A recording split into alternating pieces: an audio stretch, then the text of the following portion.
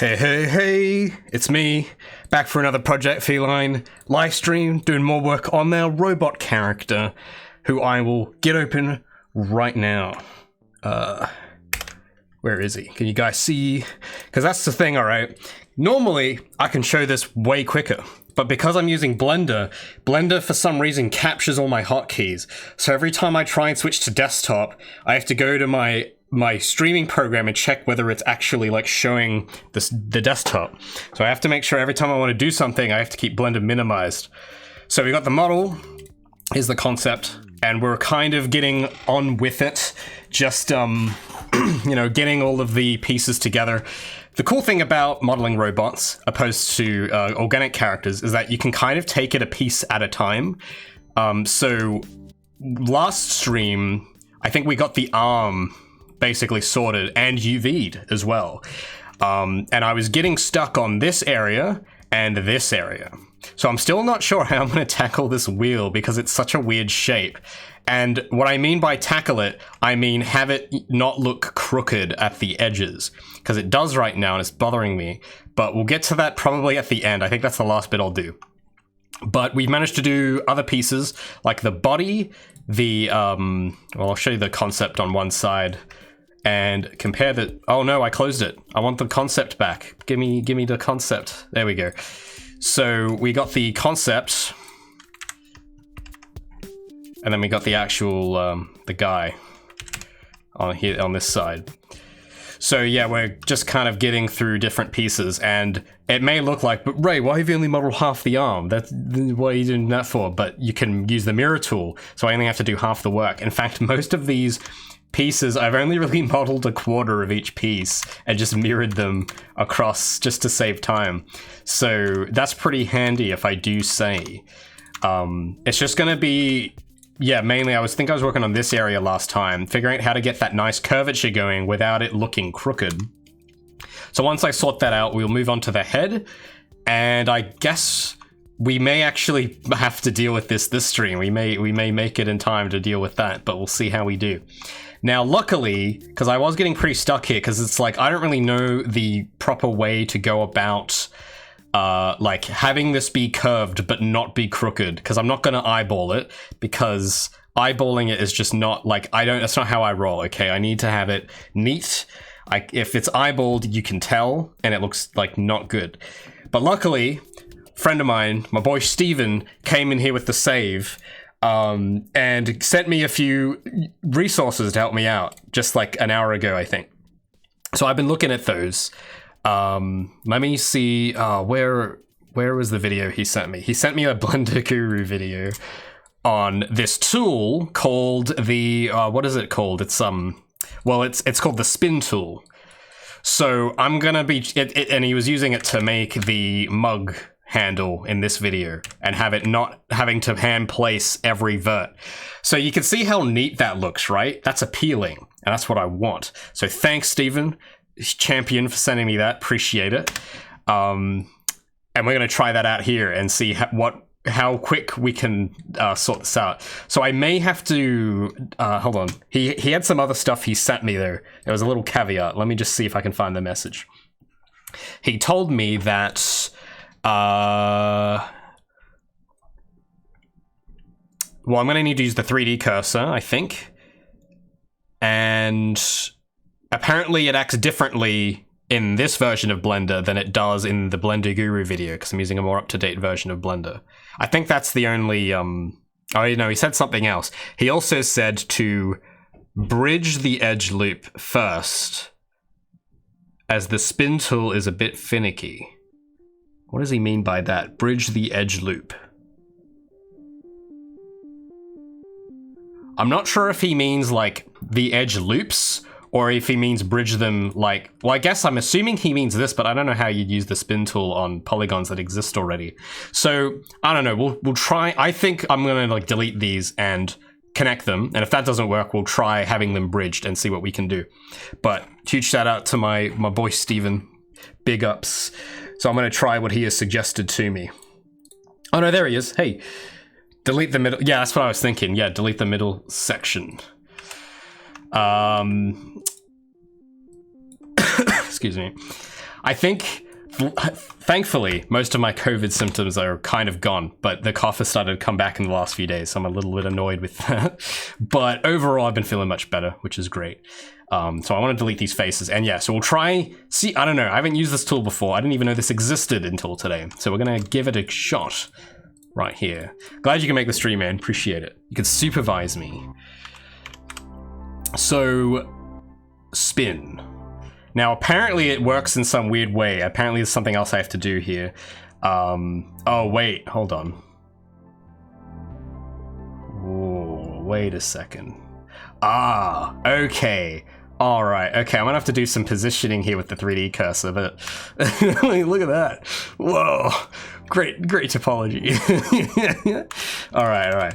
Let's think about where I would need to actually put the, where would I actually need to put the 3D cursor for this to be useful?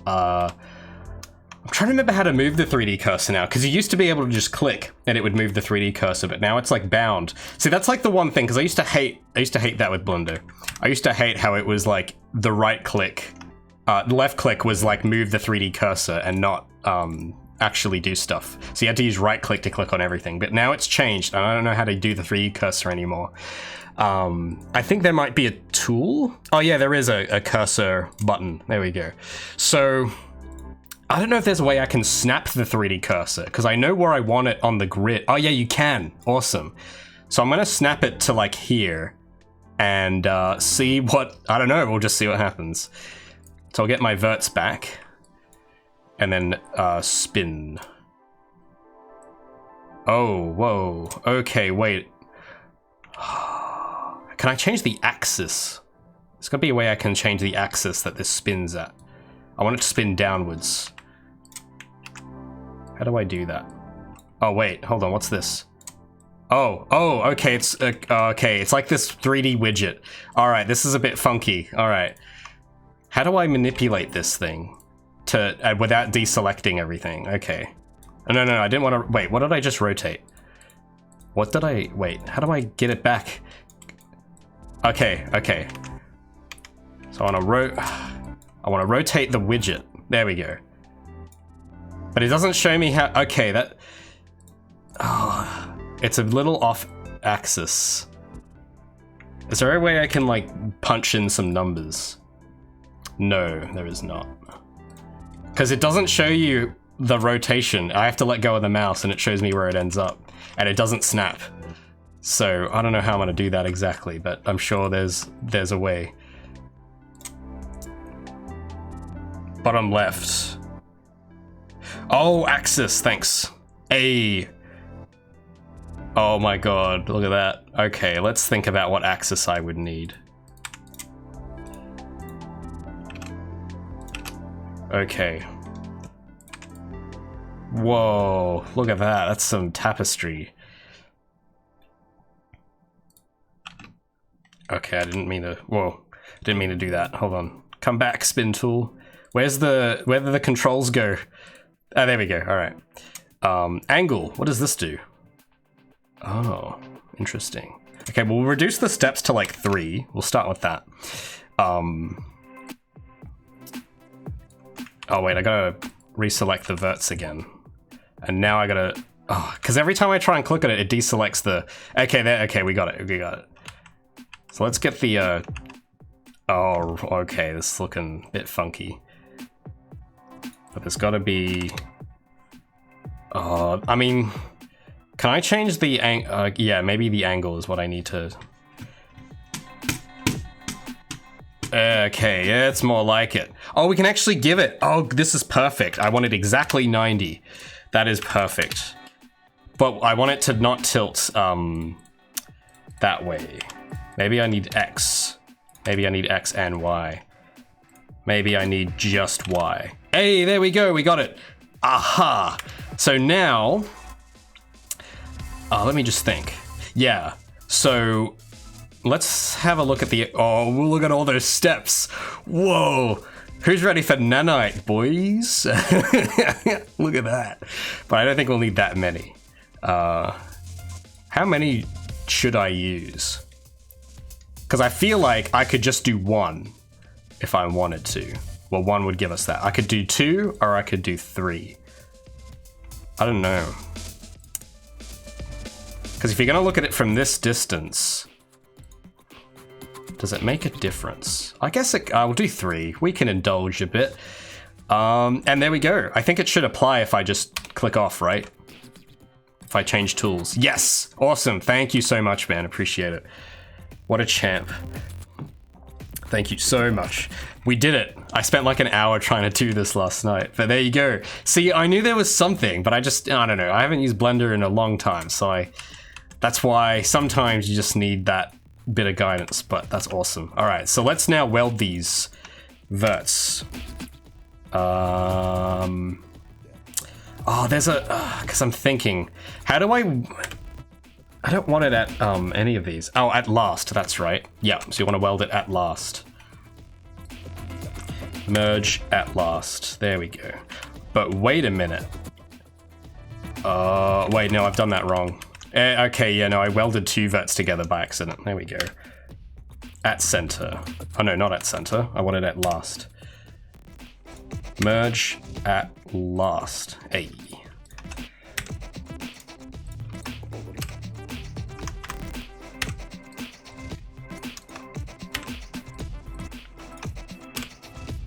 I keep hitting the wrong key. I'm trying to hit M, but I keep hitting comma. That's why that menu keeps coming up. There we go. Haha. Perfect. Now I just need to think. Oh yeah, I gotta add all the seams. Control E, mark seam.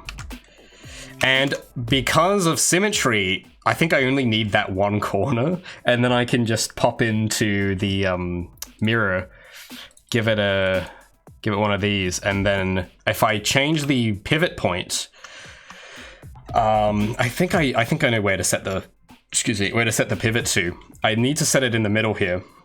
So I'll get the 3D cursor back. And then I will go object set origin to 3D cursor, and then we mirror Y, and boom, there we go. I only had to model a quarter, and now I've got the full middle part. So that's pretty epic. Now let me just check something else. Did I model a face? Okay, I did not. Good, because I don't need that extra face on the ends, because it's going to be obscured by these boys. So while I'm here, I'm going to make sure this part's UV'd as well. So let me think. I think I'm just going to overlap all of these faces. That's how I want to do it, I think. So let me give this a name. We'll call this abdomen. And I will make sure I command Control S that hell out of that.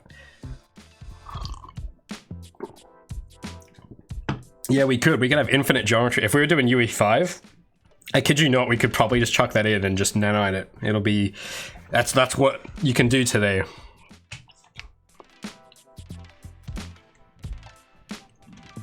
Oh wait, there's a bridge edge loop? Well, see, that's the thing, because I wanted to merge the bottom up to where the top was, because I think bridge edge loop will make more polygons. So because I didn't need those extra, that whatever was in the gap, because I think what bridge edge loop would have done is that it would have done something like this, where that would be the outcome, but I just needed that part. There might be a way to get each ring of them and merge all of them to the top at once, but I didn't want to take my chances with that, because I've had issues with that before, so I just do it one at a time. It's usually much, at least because I know each vert, it's like, okay, I know that one's been done right. In fact, we can test this right now, just make sure I really welded those correctly. Let's go invert at a time and see if they've all, okay, yeah, they were all good. It looks like. Boom. See, I feel kind of envious. I feel envious of you, Steven, because like, I forget so much, but because from what I know, you kind of focus a lot more on just Blender. So you'll probably like memorize stuff way more than I do. But I always have to end up switching stuff constantly, and it's really a curse. It was especially bad when I was like having to switch between 3ds Max and Maya and Blender. to teach for 1 semester. So in like 10 weeks, I had to keep switching between all of them. And it's just, oh my god. Because the annoying part is, you know kind of how to do stuff, but you just don't know where in the menu it's located. Because all of them can do the same stuff, it's just they all have different methods and different menus and interfaces, so it becomes like debilitating. But yeah, that's what I need to do. Maybe I should have specialized in just the one. Then I'd be a master. But, alright, let's get some UV action going. Actually, you know what I just realized as well? I could even... Because I don't want to have to worry about all the UVing for that other half. So I can just, yeah, cut it in half again. So I only really need that much of the model. And then mirror, boys. Yeah. Look at that. So now I only have to worry about UVing this half, which is just much simpler. So let's go back to the UV editing tab and have a look. So I think they're all overlapped already, thankfully, which is pretty cool, I guess. I hope so. Let's actually check, because these ones might be flattened. They might be there, but just with no... Yeah, they are flattened, I thought so. All right, well, we'll have to do that again. Let's UV... Oh, God, that looks terrible. All right. Is there... Maybe I'll just get those faces. I don't really need to do the other ones.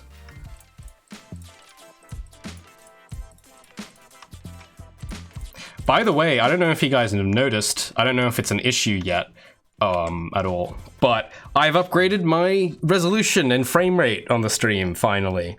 So I actually don't know if that's noticeable or not, but I went into my stream settings and up to the resolution a bit, because I'm always afraid of testing this stuff, because the connection could be terrible.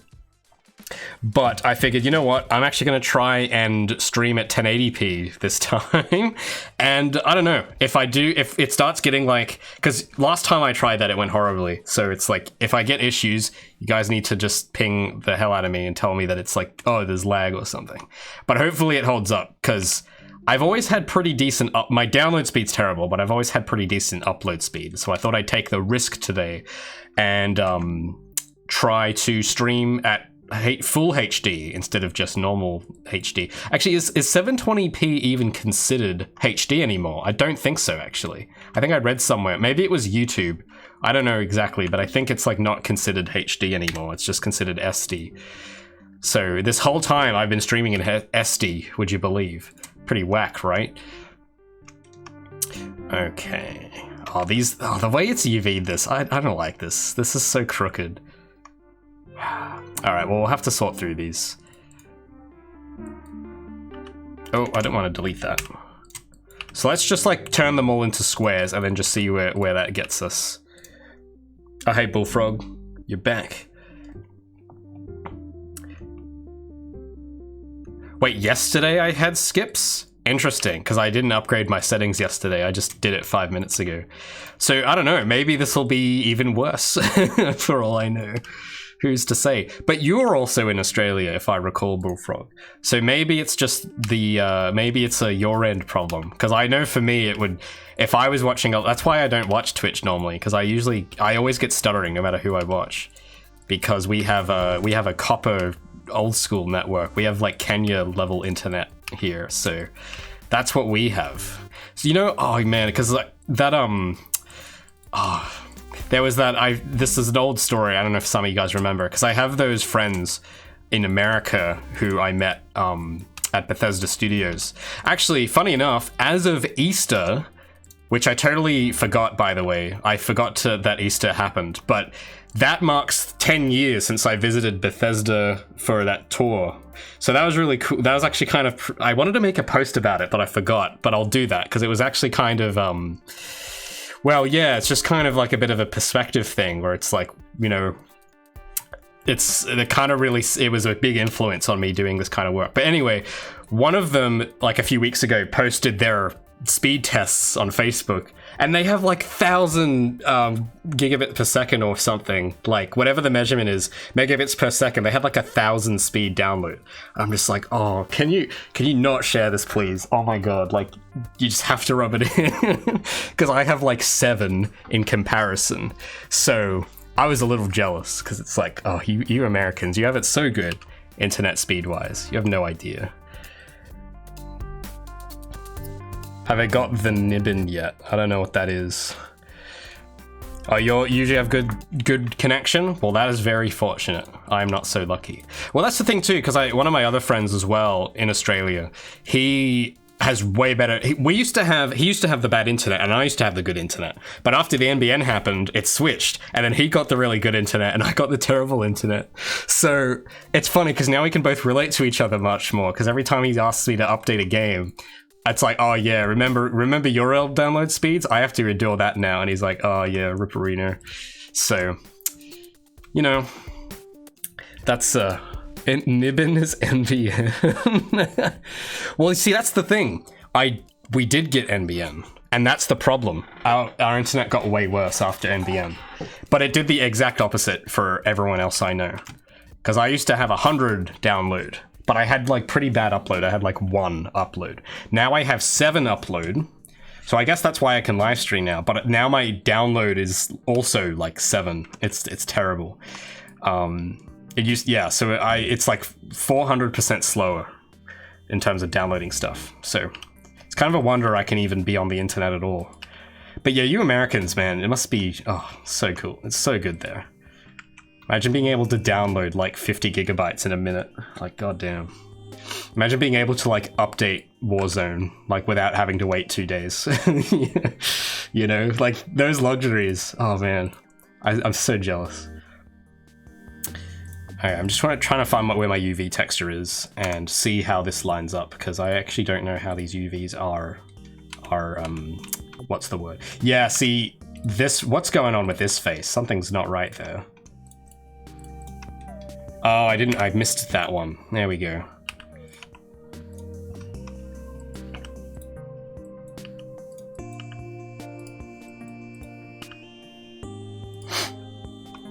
You get 53?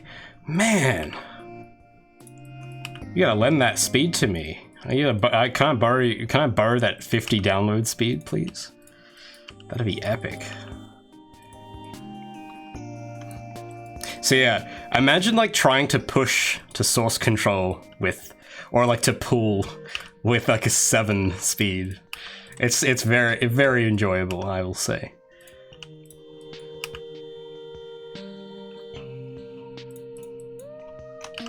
But yeah, so today I'm taking a risk. I'm like, well, my upload's always been decent since the big the conversion happened, you could say. I feel like I need to give it like a very cryptic name of when the entire nation got rolled over.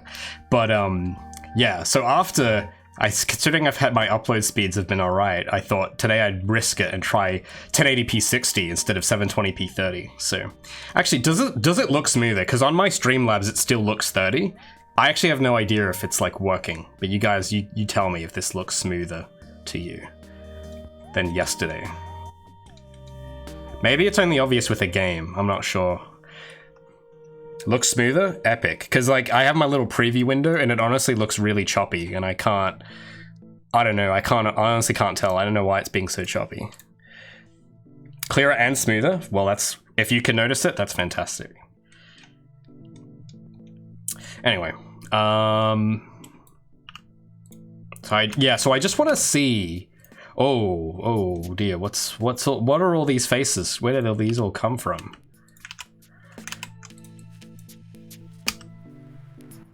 Alright, well let's like line all of these up. Because these, again, it's just going to be a solid color, but I do want some... Actually, I don't know if I'll need line work on this part. I think that'll be fine. But yeah, I want them to kind of, on principle, it may not matter, but in principle, I don't want these to like be rotated, if you know what I'm saying. So, for example, let me just look.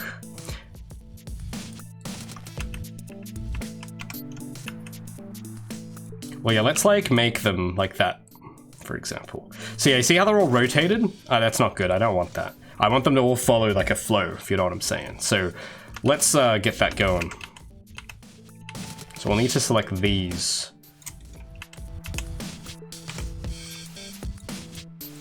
There we go. So we need to rotate these.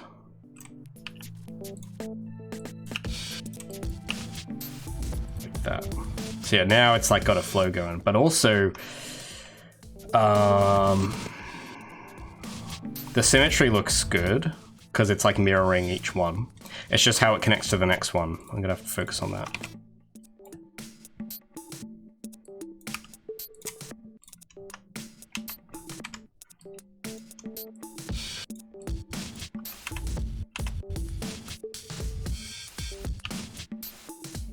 Yeah, see, each of these is rotated differently, which is not good. So we're gonna have to fix that.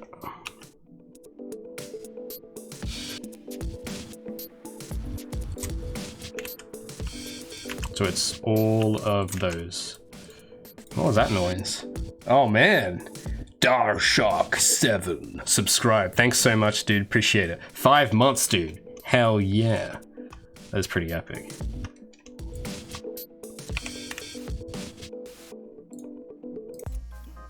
So I think, oh no, I didn't want to rotate those. I wanted to mirror X. There we go. So now if I select this face too, they should all act the same. I think. I need to mirror another one of these faces, it looks like. I need to mirror this on, I think, X? No, I need to mirror it on Y. There we go. I think, okay, let's try this again now. I don't know why, but the name Darshock reminds me of DualShock. But if they did make a DualShock 7, that would be amazing. You put so much stuff in a DualShock 7. So I'm just looking at how the patterns mirror. That looks fine. Yeah, okay, this looks good. But I think the entire thing needs to be flipped. I think? Or not.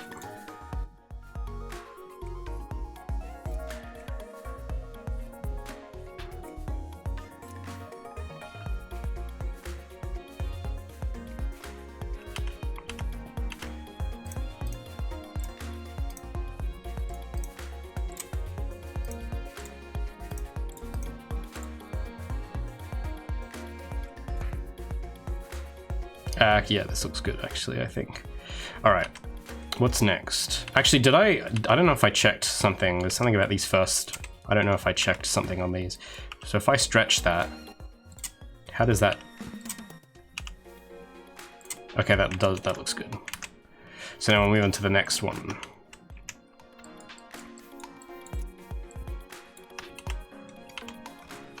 Yeah, see, some of these have been rotated differently too. Most noticeably, it looks like this one and this one.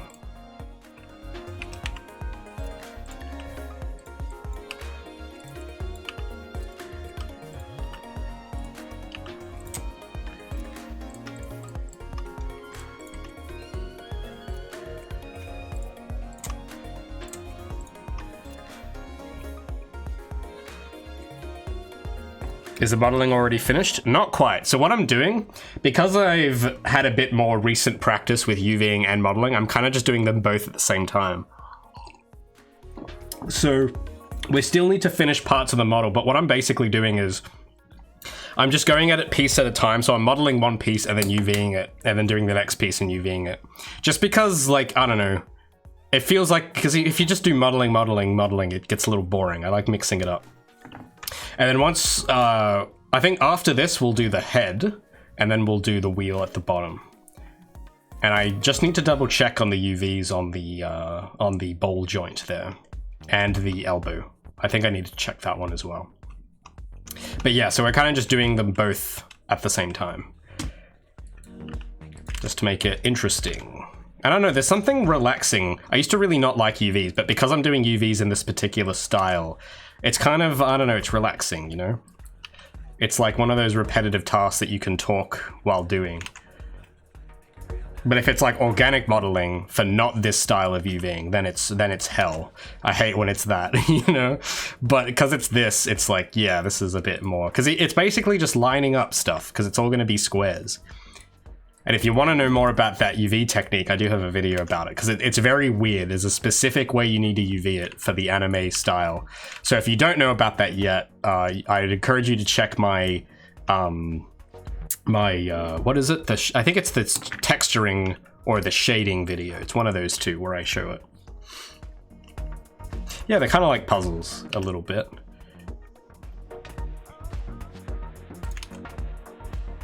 Okay, so that looks fine. This one, however, needs to be flipped on the Y. Oh no, the X.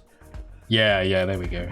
So basically what I'm trying to do, is like have it so that, because let's say I put a gradient on this. I'd want it so that it mirrors itself around the whole thing. So if you had like a gradient shifting this way, like I'll draw it. So if I had like a gradient drawn and it like starts fading out, I'd want it to then like mirror itself so that if you put them next to each other, it looks seamless, and then it just repeats around the rest of the thing. That's kind of how I think about doing these parts.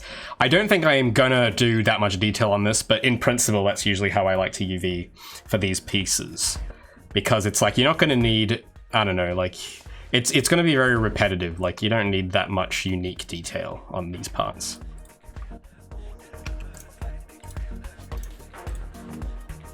There we go, there's that part. I'll show you how it looks with the grid in just a moment. Yeah, so you can kind of see it here, right? You see how, starting on that polygon, it's just mirroring what's on the right.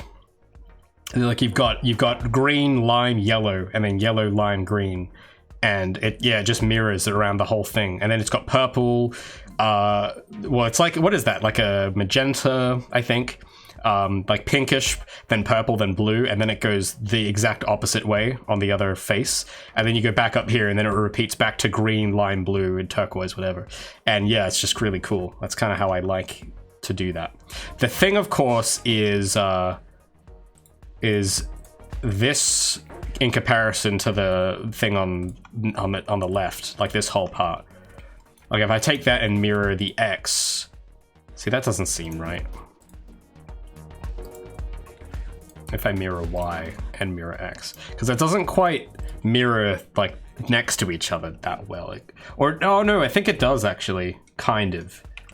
Oh no, because I do have now that mirrors. I just had them UV'd wrong. Yeah, so now even like the horizontal way it repeats. So you've got green and then the other green. It's be nice if they put like very different colors next to each other, so I can say like green, yellow, blue, but instead we've got green, slightly more yellow, green, and then it goes back to green and then slightly more yellow, green. But yeah, you can see it repeats, like mirrors. So if I was to put a gradient here, it would mirror on the other side. And then the main thing is that where the actual polygons touch, it's basically seamless, because it's just like mirroring exactly what's on the other side. So you won't really notice any seams, which is like kind of the advantage of doing it that way. So it means if you accidentally paint on the texture, it'll look like it seamlessly goes across these two, because it's just going to mirror what's there on the other side. It's kind of like symmetry tool in a way, so that's kind of cool. So these all need to be rotated, it looks like.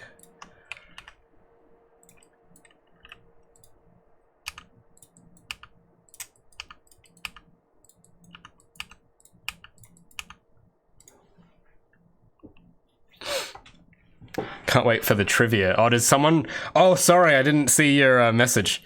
Bullfrog, you redeemed trivia. All right, hold on, let me go get her. Let me just save. Let me get her out. Where is Gabby? Where is Gabby? No, I don't want to open it in... Goddamn, I just want a picture. Where have I put it? Oh, I gotta dig. She's hiding from me today. Can't hide, Gabby. Illustrations. I'll tell you what, we'll open a new... I don't know if I've shown this one yet. I think I may have shown it on my Discord. Oh, what did I name it? I think I named it... Did I name it this? I really gotta work on my naming.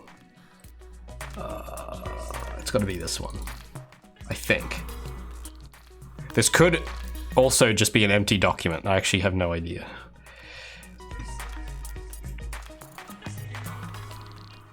But yeah, we're gonna open up a new... I haven't even exported it. That's how new this drawing is.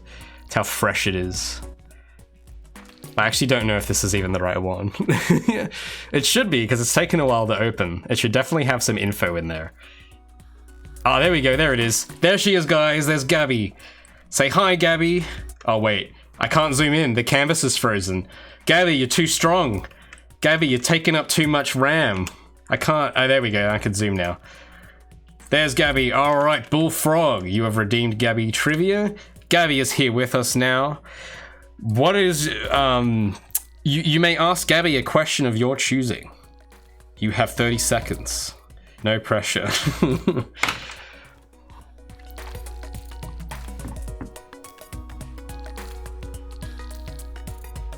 And if you can't think of a question, that's okay, because I'm terrible at asking people questions.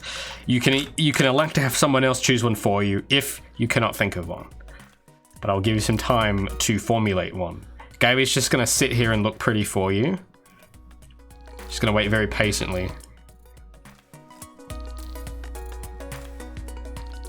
Oh, okay, Gabby. Gabby, turn on your headphones, Gabby. I'm trying to talk to you. Okay, you there? All right, so we got a question from our Australian friend, Mr. Bullfrog. Or at least he was a bullfrog. I actually don't know what he is anymore. But he wants to ask you what the best food combo is. Uh-huh. Oh, yeah, that is a good one. Good choice, Gabby. All right, so Gabby says that the best food combo is takoyaki, followed by those, what do you call them? Those, are they called poco sticks? I don't know what they're called. That Gabby doesn't know either, but I know what she means. Pox? I don't know what they're called. You know, they have like little bits of chocolate at the end.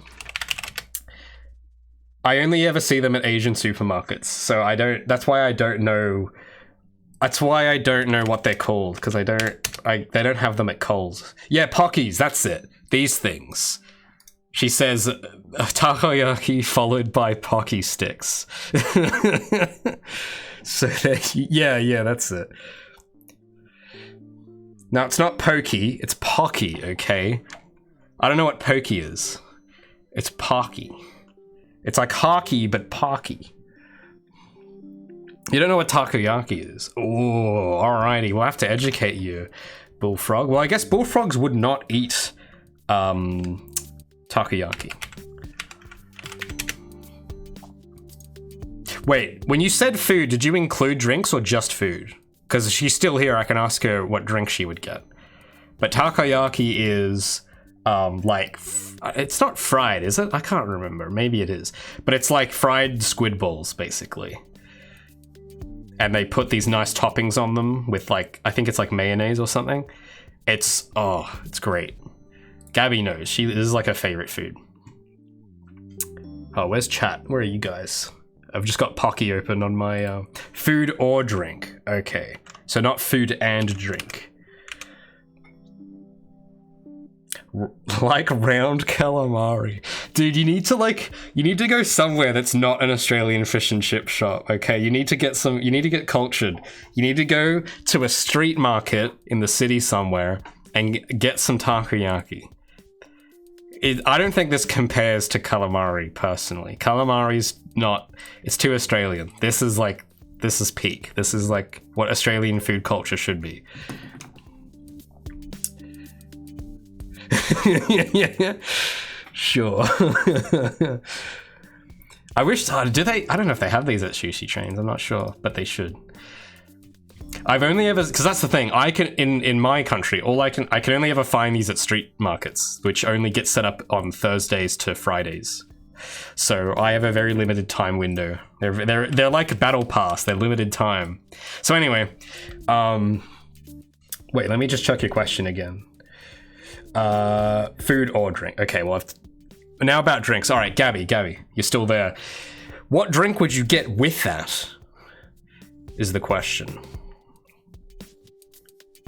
All right, Gabby says, well, Gabby, there's a few drinks Gabby likes, but she said that if she had to pick one right now, it would be lychee, it's like a type of tea. Hold on. What kind of tea is it, Gabby? Okay, she says lychee bubble tea. That's what she would get with that. So there you have it, Mr. Bullfrog. We now know Gabby's dietary preferences. Very cool. Weeb tea, yeah, pretty much. Well, actually, is Gabby a weeb? That's the question we gotta ask ourselves. But someone else will have to ask that question next time. Anyway, Gabby's gotta go, so everyone say bye, Gabby. Bye, Gabby! Alright. Hazelnut bubble tea. I have never tried that. That sounds really cool. I think I've only ever had bubble tea once. And I think it was like... I think it was, watermelon? Or something like that. It was some kind of watermelon thing. But I don't like the toppings. Me, personally, I like the tea. I don't like the bubbles. But you see, bubble tea tastes different to tea. And I like getting bubble tea, but I just don't like the bubbles. I don't like the toppings. I don't do that. Because I find, I don't know, I get very uncomfortable when I'm drinking something and then there's a solid that comes through. I just don't like it because it's like you're either a solid or a liquid. You can't do both. It has to be one or the other. So I don't think Gabby and I would get along so well in that regard.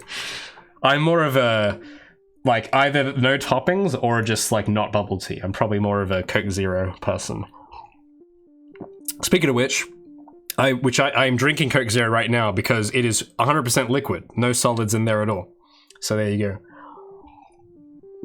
Pearls. Well, see, oh yeah, because pearls, they kind of sink to the bottom, don't they? Yeah, those, I do not like those, because then they get in the straw, and then I'm drinking, and then all of a sudden, surprise, here's a pearl, and it's like, but I just wanted the tea, I didn't want the pearl, I just wanted, you know, because, I don't know, because you can't see through the straw, so it always gives me a shock every time. So yeah, when I remember, I think someone had me try, like, the toppings once, and I was just like, that's not doing that, it's not me. So yeah, I guess I am very white, indeed. Coke Zero over ice cream. I haven't had that combo before. Anyway, did I finish UVing this? I don't think I got to this bottom part. I need to do this next ring. I will say though, this is more of a white person Western combo. Chocolate ice cream and pretzels. Now that is a treat. That is one thing I will never understand about Gabby, is that I don't think she's ever tried chocolate ice cream and pretzels, but she needs to, because it's way better than anything she's ever had, I guarantee you.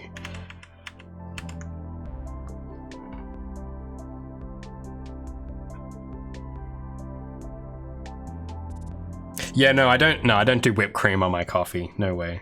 It's because it's just, well, I mean, if they put it in, I wouldn't object to whipped cream, because whipped cream is not as solid as a pearl. So usually, because I used to go to this one place every morning back when I was teaching, and they'd always put like cream on it, and I wouldn't mind for that, but I think, oh no, because it's like, there's like the coffee machine type where it's like frothy milk, I don't mind that. But then when I would get iced coffee, they would put whipped cream over the top, and I didn't care for that too much. But no, I'm very basic. I don't like any fancy toppings or anything. I'm just very like, yeah, just give me the drink and the vanilla version. No DLC, no expansions. Just give me the straight, no mods, you know, none of that stuff. Just the classic experience. That's me.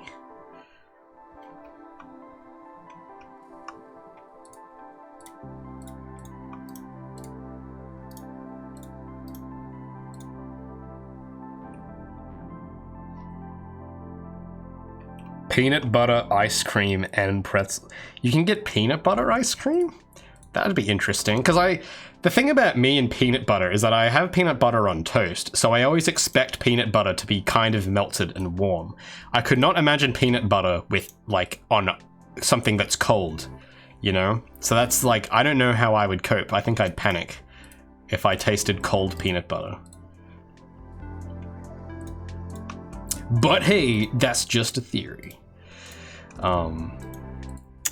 Okay, those are those UVs for that part done. Now we just got to do this last bottom bit.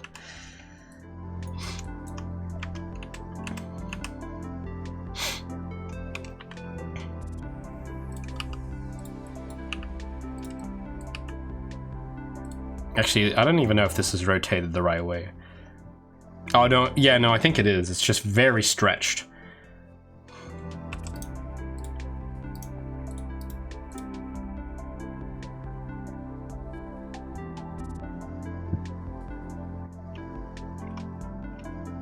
But that is correct UV wise. Like the grid lines up as it should. So that's cool, I guess. I just don't know about, okay, you know, yeah, so this, I think this is, I might do something though just to make this look not as bad. I'll change the proportions.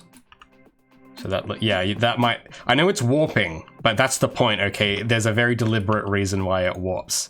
But I won't, I've made a video on it, I've explained it detail there, so if any of this looks weird, like, I mean, most of you know why, but those who are just joining and they see, oh, Ray, you've got warping on the texture, like, it's fine, okay, that's the point, it's intentional. It's all on purpose. Except, I've just noticed that these vertices are not perfect. See, okay, this does annoy me a bit when you do stuff like this, and I have grid snapping on, but it doesn't always, like, actually snap it. Oh, that's annoying. So let me fix that. Hey, Demon Lord. Lord of the Demons.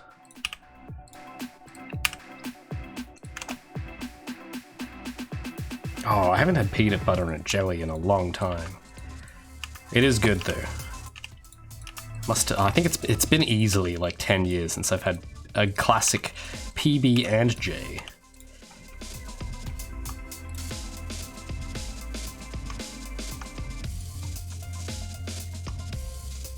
But you know what the best, Bullfrog will know this. This is an Australian delicacy. You know what the best food is? A 7-Eleven Slurpee with all of the flavors in one cone, in one cup. Now that's something. That is culture. I don't care what anyone says. If you haven't had that experience, you're missing out. Yeah, Commander knows it.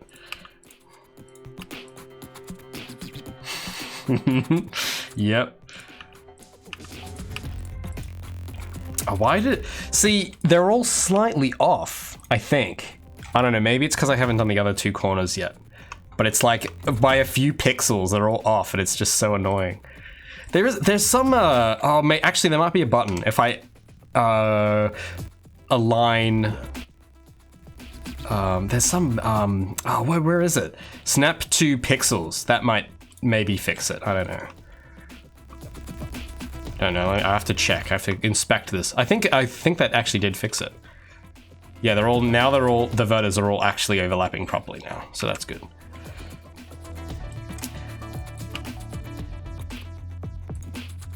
So I will now move, I'll now move this out of the way because we're gonna have to put all this in the middle at some point for all the different pieces. So I'll just move it out there for now and we'll collage it all later. But there's the middle part UV'd and modeled, ready for texturing. I just need to check on these guys. I think that's fine. It's just this sphere, I noticed something about it. Oh no, yeah, because I applied the mirror modifiers. So that's all UV'd pretty good, I think.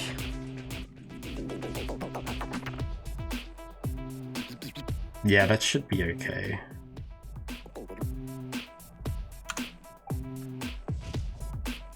You're not allowed to eat or bring peanut butter into the house. Ah, huge bummer indeed. Yeah, I don't know, like, peanut butter is an important element in my life. And I think I've only ever met one person with an allergy to it. I'm trying to remember, I don't know what it is, but since primary school, I've never really paid any attention to people's allergies. And I don't know if that's just because no one talked about them, or if, I don't know, it's weird. Because after primary school, I had never met anyone I knew that had allergies.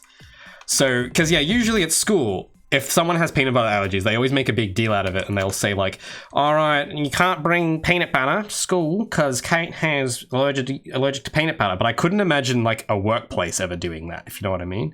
Like, I've never in my life seen an adult work environment like enforce that kind of thing. But I don't know if that's just because I hadn't worked with anyone with allergies, or if it's just not how you handle that sort of thing. I honestly don't know. So that's always something that's just been in the back of my head that's bothered me. See, here's a little secret about me that I think some of you might know, but I haven't told a lot of people.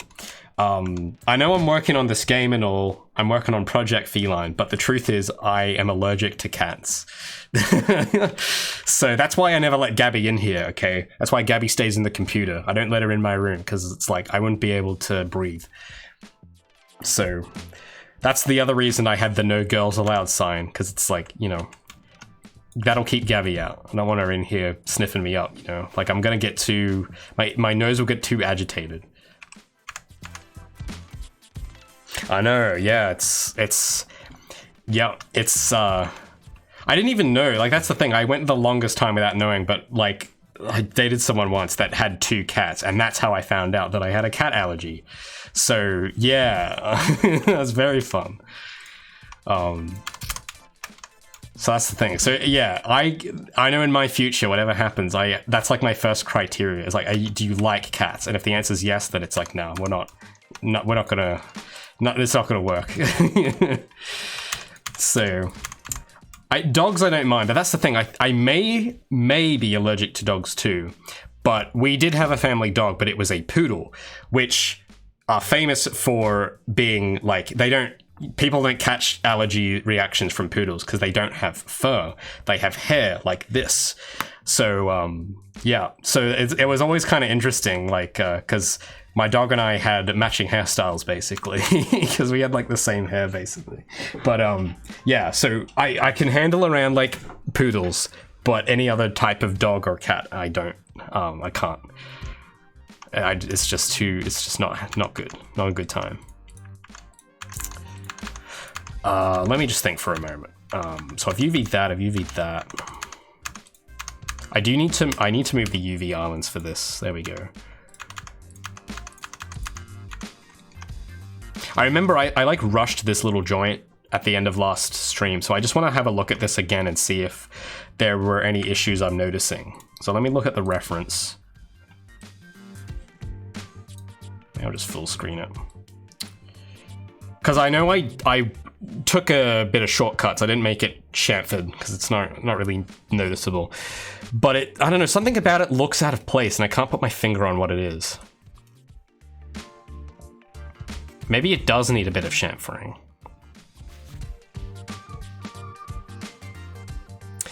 But if I do that, or it's because it's like it's reaching right at the edges and it's making me uncomfortable. I think that's why. Because it's slightly, yeah, it's the proportions are not symmetrical, if you know what I'm saying. So I think I might need to just make it a little wider. I think that's all I need to do.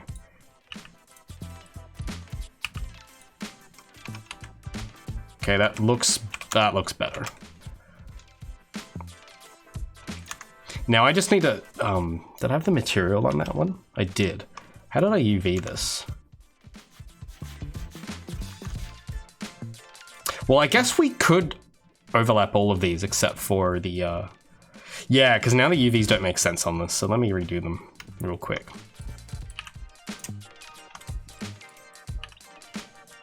Because this one, should be on its own, I think. But these two should be one UV island.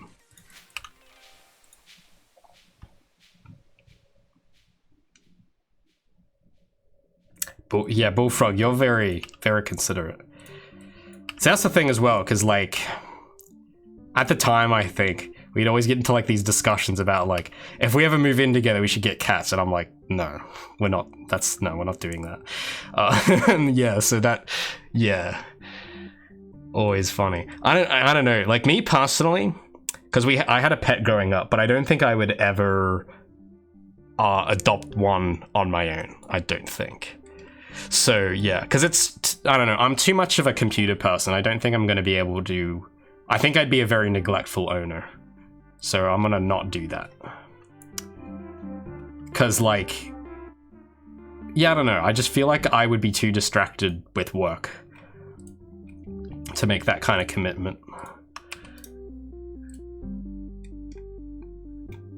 So yeah, yeah, kind of ironic, isn't it? The guy making Project Feline is actually allergic to cats and prefers dogs. Pretty whack. But I always thought that there was always something very I appreciate cats like aesthetically and thematically, like the kind of ideas and themes that go along with cats, like the way they climb stuff, the way they move, the way they look.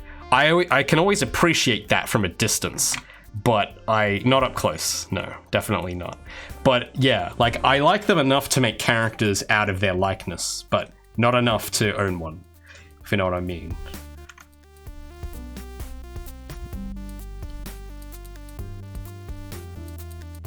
Okay, these UVs look good. Now I just need to sort out, let's shrink it down a bit because we don't need these to be big.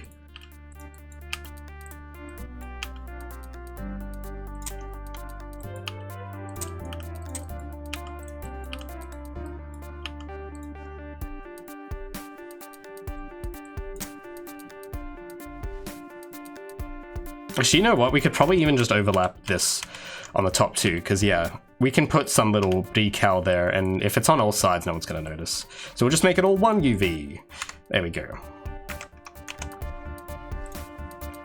So, the head, I believe, is next. So we shall proceed with the head. So I think I'll need my wireframe on. This will be an interesting one, because we basically need it to curve at the top, and that, I'm not sure how we are going to do that. I know there's got to be a way. So let's focus on the lower half of the head, and then I think we may be able to do the top half as its own, maybe like a cap. There's got to be a capsule object preset, right? There has to be something like that. If not, I'm sure I'll think of something, I think. Allergy medicine. Not really.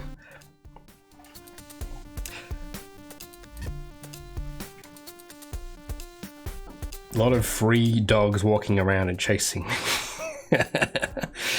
Well, that's the thing, actually. I totally get why you're scared of dogs, because dogs are like people. They vary in their temperament. The dog we had growing up was not very friendly. But that's the thing, though, is that he was little, so he looked harmless, but he wasn't, I don't know, like he wasn't, it's not that he was like unapproachable and that he would bite you. He just didn't like people that much, you know? Like he's a bit like me. Like if you were to approach me in public, I'd feel very uncomfortable, and that's kind of like how my dog was. Like he didn't really get on with other dogs. He didn't like being approached, and he didn't like people patting him, and he didn't like people moving quickly near him. He didn't like people, period, basically. But if you left him alone, he was at peace, and he loved his mama. But yeah, so yeah, he's a lot like me. He's basically a spitting image of me. So it was I remember actually we had an incident, because that's the other thing too, is that he had good reason to not like people, because my goodness, he went through a lot. I might have told this story a long time ago on stream. It's been a while though. It's been maybe over a year, I think, since I've talked about him. But he, well, because when we adopted him from a breeder, and before we adopted him, the owner's youngest daughter, who was maybe like 7 or 8 years old, accidentally dropped him and broke his leg. So when we adopted him, he had a cast on his right leg. And I think I actually, yeah, hold on, I got a photo of him. Hold on.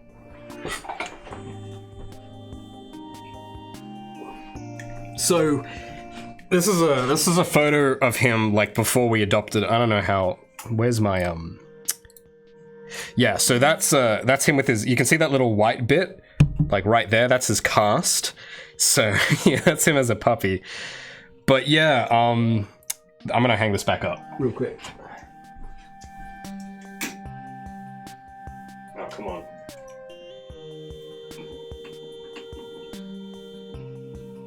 Okay. So, yeah, that happened to him, which I'm sure was quite traumatic. After we adopted him, he... what did he do? He did something... I think he accidentally... Well, he didn't accidentally do this. He knew what he was doing. He dug into the bin once and ate a lamb cutlet, like a leftover lamb cutlet, and swallowed the bone, and the bone almost pierced his stomach open.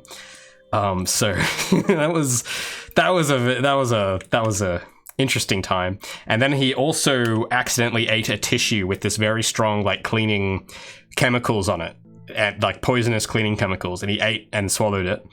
And there's a bunch of other things too. But when we took him to the dog park because we used to try and do that. But one time we went there and a bunch of German Shepherds were there. And because he was so little, they all thought he was a little black lamb. So they all started chasing him around like they were herding sheep. And yeah, we never took him back there again after that day. He was very traumatized by it. And yeah, he didn't really like being around other dogs after that.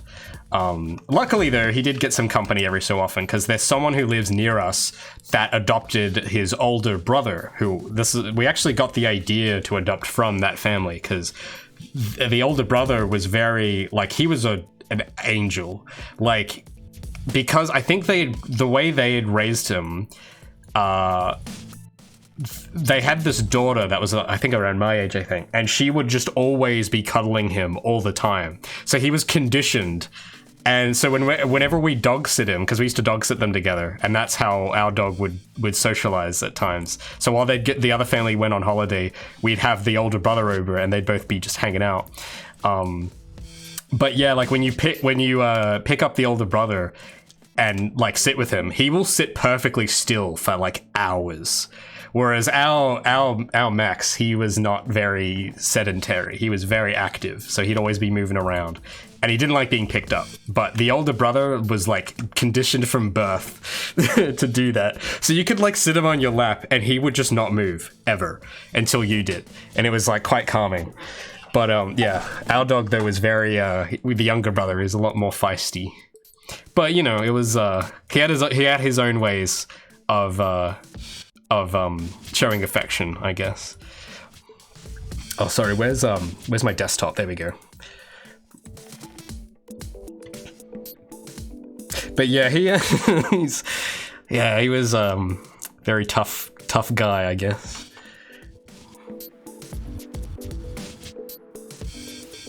Oh, you have a main character that looks like a wolf? That's funny. But yeah, dude, see, that's why I don't think I would, if it was just me, I would never adopt a pet, because it was so much, it's like having another child. Like it's a lot of work. And it's also very expensive, because, man, the vet bills, my goodness. He was very high maintenance, but I loved him.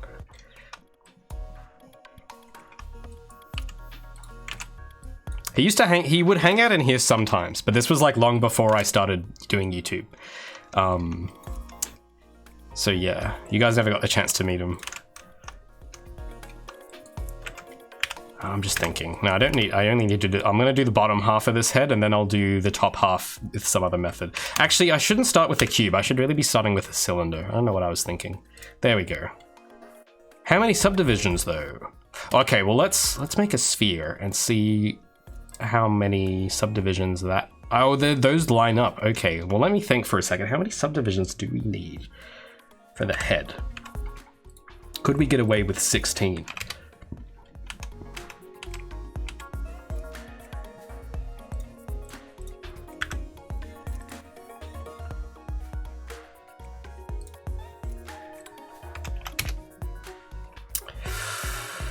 I don't know, guys.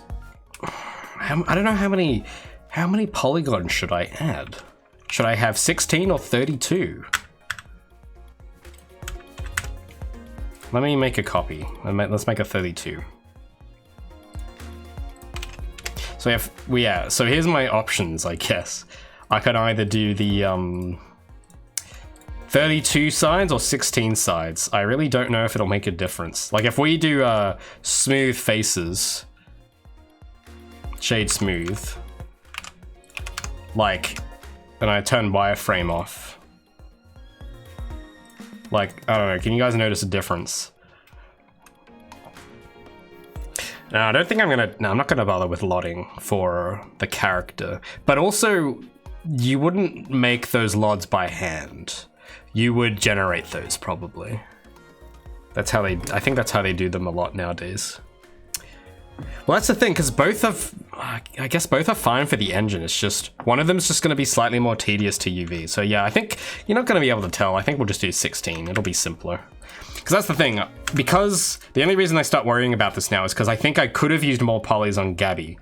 So I'm trying to like channel my regret. But I think we've got plenty here to work with. I think it should be fine. And with that shader on it, it's... Well, actually, let me check the turret. Because how many did I do for the turret? Because the turret looked fine. Oh, that had actually a lot. That had a lot of subdivisions. But because the sphere is more prominent here, I guess it makes sense. But that middle part was very low poly. And that... I guess it's fine. Like, these barrels are very, very low. Actually, how many polys is the turret? I don't think I ever checked. Let's turn on the statistics. Wherever they are hiding. Statistics.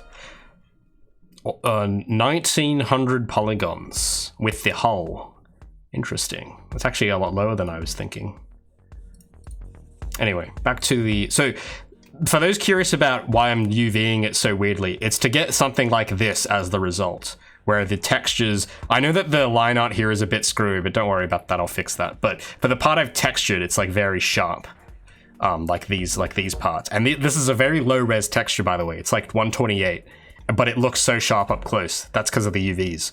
So we'll get more into that as we start texturing. I don't know when we'll get to that. I think it'll be either today or tomorrow, I feel like. But we'll see how we go. Let's go back to the drone. So we'll add me cylinder. And we'll make it 16 subdivisions. And then we'll add the sphere while we're here, because I think we're going to need one. Make it 16 subdivisions. Question is, how many rings do we need? Because it's halved them on one axis.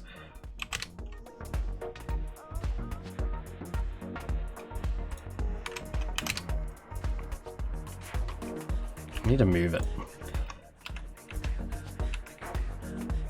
I think we could get away with 8, I think. Add, let's add the other sphere again. So 16 and 8. There we go.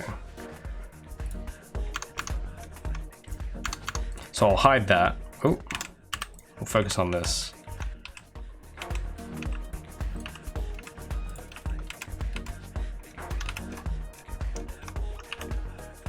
It's just gonna be the, well, wait a sec. How did I do that? Oh, I think I drew the projection sheet wrong, actually. Because he's supposed to have that lip at the front, not in the middle. So I've actually drawn this wrong. I didn't realize. Because, yeah, the side, it should have like a chin. But it doesn't. It just has something in the middle. So it's not really how it's meant to look. So I'll have to figure that out as we go.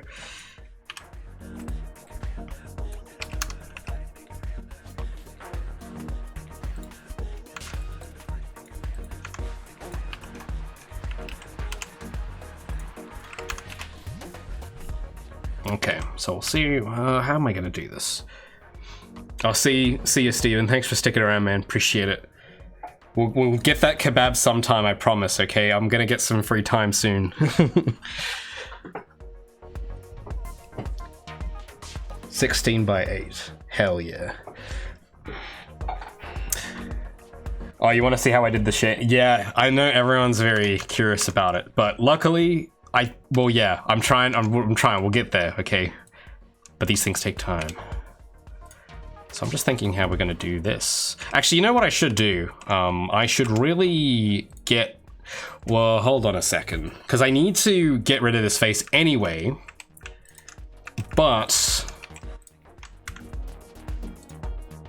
I also need to add stuff. So I don't know what order I'm gonna do that in. Well, let's do the top, because the top will be easy, I think. Actually, because we might merge the sphere into there, so we might leave that empty too. JB is setting up a new membership. Managed to get $10. That's pretty cool. My brother just started working there actually, so I guess I may get discounts too if I treat him well. But yeah, I find that I'm not really going to JB as much anymore actually, because I don't know, I'm always like finding better stuff at just like used electronic shops. I always like those shops better, because then they have like old stuff that you don't see it, like, because I don't know, I don't watch a lot of new stuff really. So I think I remember the last DVDs I bought was, I think it was either the first 3 seasons of SpongeBob for like $2, or it was the Breaking Bad collection, like DVD collection, and they were both at this pre-owned the Electronics Exchange. It's where I get my PS2 games from.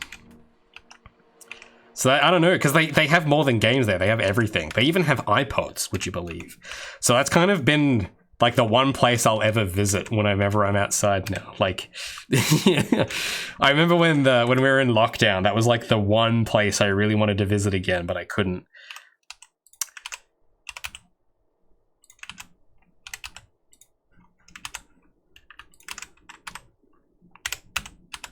I'm trying to scale.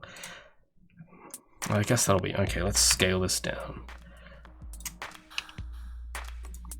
Okay, so yeah, because here's the little predicament I'm in here, right? Is that I want to add like a little chin area to that front part, but I don't know how the topology is going to play out, because it'll need to combine into something like this to make sense, right?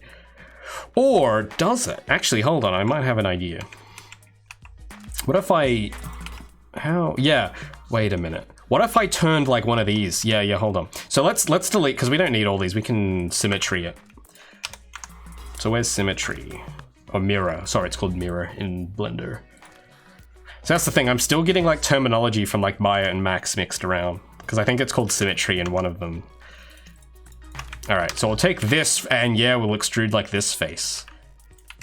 Like that. And now it looks like he's got buck teeth like SpongeBob, so we don't want that. So now it's, yeah, that's more like it. Yeah, there we go. That's more like it.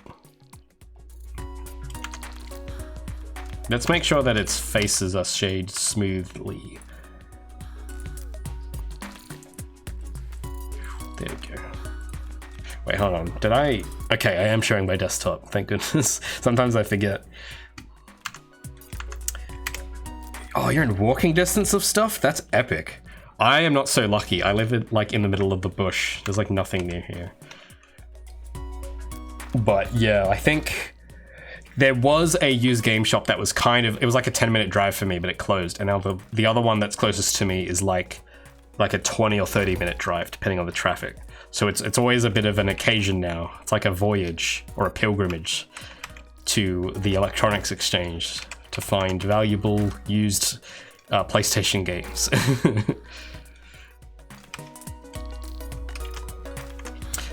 So I just gotta make sure that these vertices are actually not overlapping. There we go, that looks fine.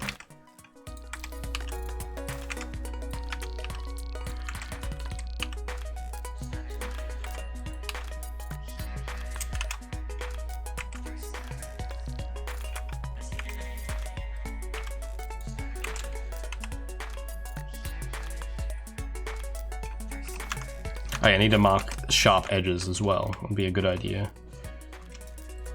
Mark sharp. There we go.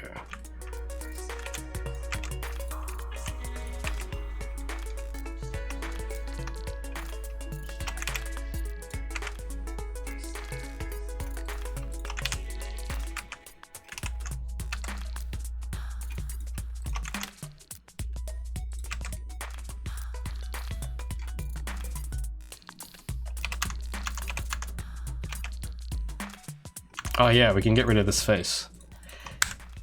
Kablam. Now that should, yeah, there we go. That looks nice and smooth. Oh. I just don't know if I should exaggerate this jaw more or not. Like if I should bring this down and widen it. I don't know.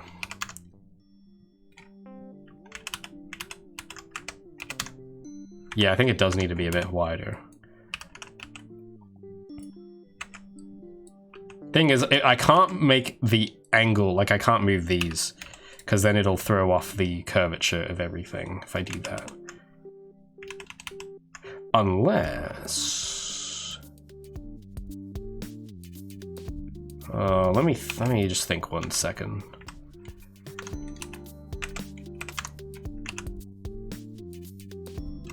Because he's supposed to have eyes around there, roughly. Oh, I mean, yeah, it looks fine.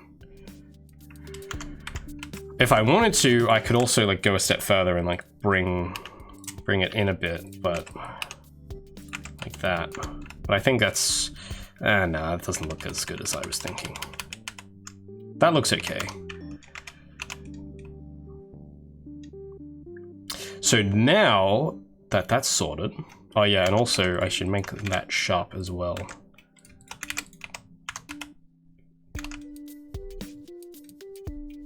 Let me just think of what am I gonna do next. Oh, we'll sort out the I don't think I drew a neck on this guy. I think I did in the projection. So we'll make it so that it like extrudes down into a neck of some sort.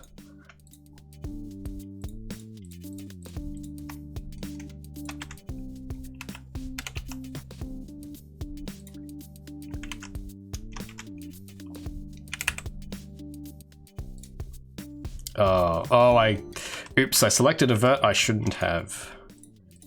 There we go. Oh, that is a little, hey, there we go, okay, all right.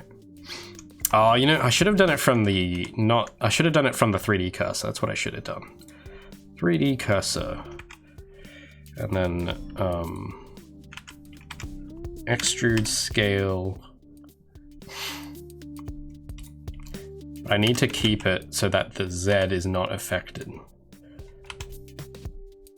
Oh, I need to move, yeah, I need to move the 3D cursor. That's what I need. That's probably the best way.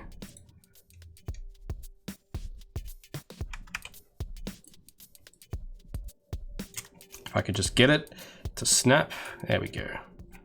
Oh wait, where? Yeah, see, why is it over there? I just want it, I want it in the middle, if that's cool.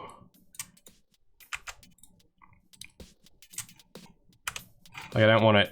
See, now it's at the front. Okay, I think I can actually punch in a number, right? So yeah, if I say Y0. Oh wait, no, that's not it. Where's 3D cursor? Oh no, it's on this tab. That's right.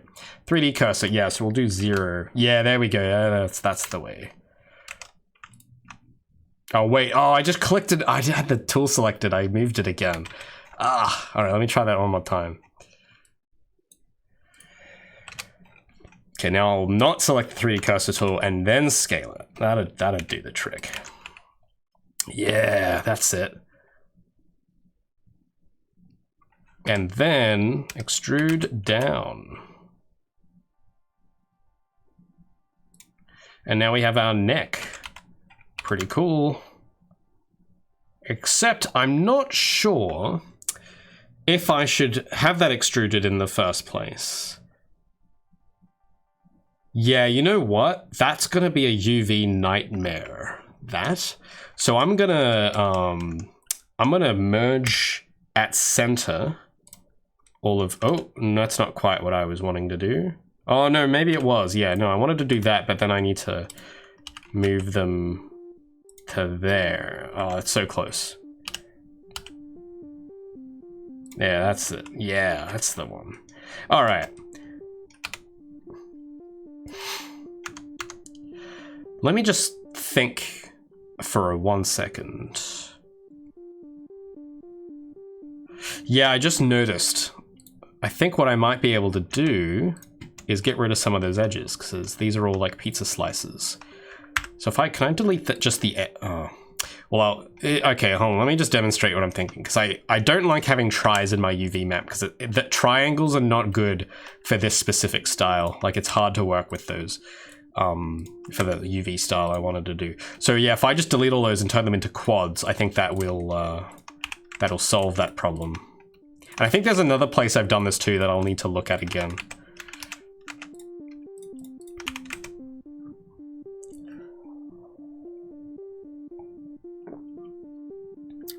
Who's this? Ace Breaker. That's a... You know what that reminds me of? That reminds me of Ace Lightning. There's another TV show that maybe some of you guys remember. What's up? Yeah, art is hard. And that... Well, that's what's up. I'm doing hard art stuff. Indeed.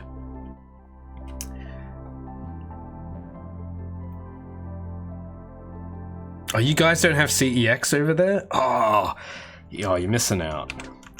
It's good. Although I will say I'm a little worried because I have been finding less and less good finds there, but I haven't been in a few months.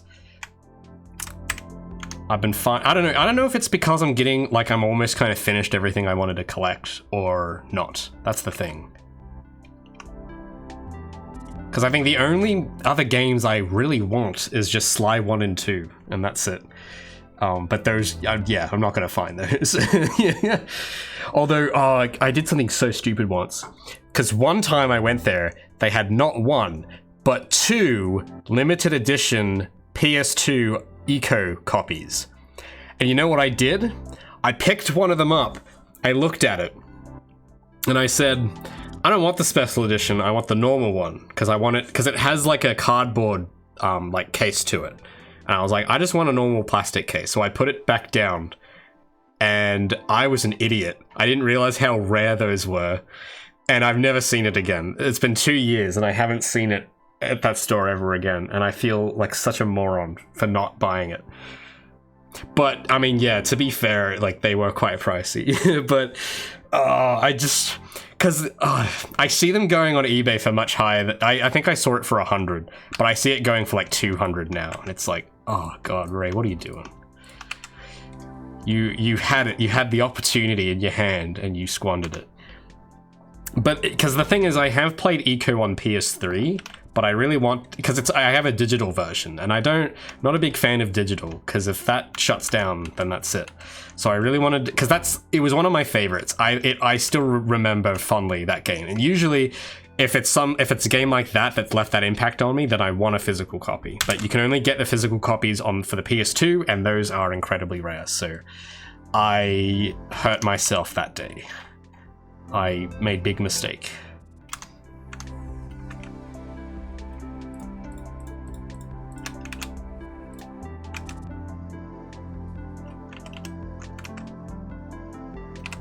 Alright, so real quick, I'm gonna add another cylinder. Actually, wait a minute. Yeah, I'm just gonna copy the arm, actually. I'm just gonna use that as the neck. I don't need to make a new object. Yeah, what am I doing? How do I, wait a minute. Oh, it's scaling from the 3D cursor, that's why. Yeah, so I'm just gonna, like, rotate it.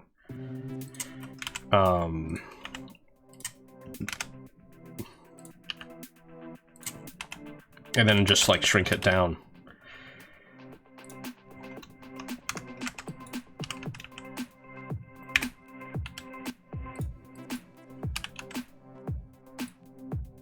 And there we go. We now have a neck, which is just the arm. Oh, wait, no, I moved the actual arm. I didn't mean to do that. Go back. I was supposed to make a copy. There we go. Now I've got the copy. I'll make it a bit thicker too.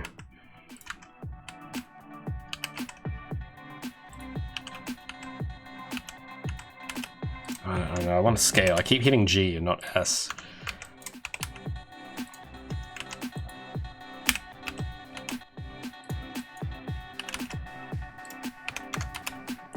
There we go. I might clip it inside a little just so that it doesn't pop out when I'm rigging this thing. So I'll lower the neck down and bring it up like here. So if I can move the head, it won't show, like, because there's no polygons on the tops and bottoms, so you gotta have it in there a bit. But why? Oh wait, why is it doing? Oh, I must have drawn a face on here by accident. Delete faces. There we go. And let me just check if I've done that here too, actually. Oh, okay, it must have been when I was moving that.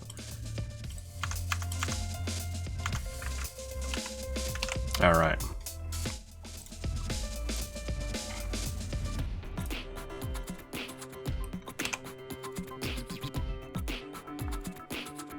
They can indeed still live with missing arms.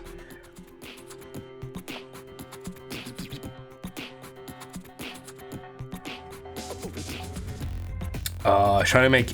Yeah, human characters... Even for me, dude, human characters are not fun. They're not a walk in the park. They are very complicated, especially depending on, like, the type. Well, stylized can mean a lot of things, of course, but I think, yeah, generally they're complicated.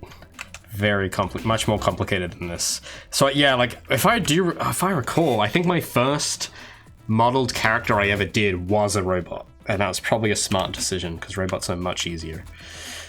Where was that? Well, let me name this. I'll name this head. And we'll get that sphere I had and combine it. There it is.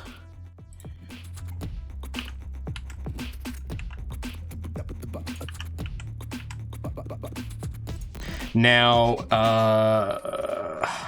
it doesn't quite line up exactly, but I think I have a cheat of how to get around that. Here's what we're gonna do.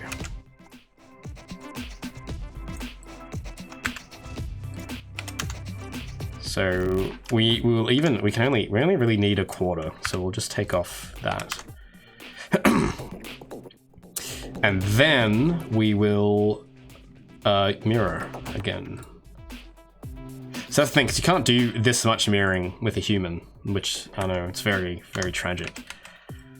And then we'll just extrude, oh, no, wait, yeah, extrude that down, like so. And shade smooth.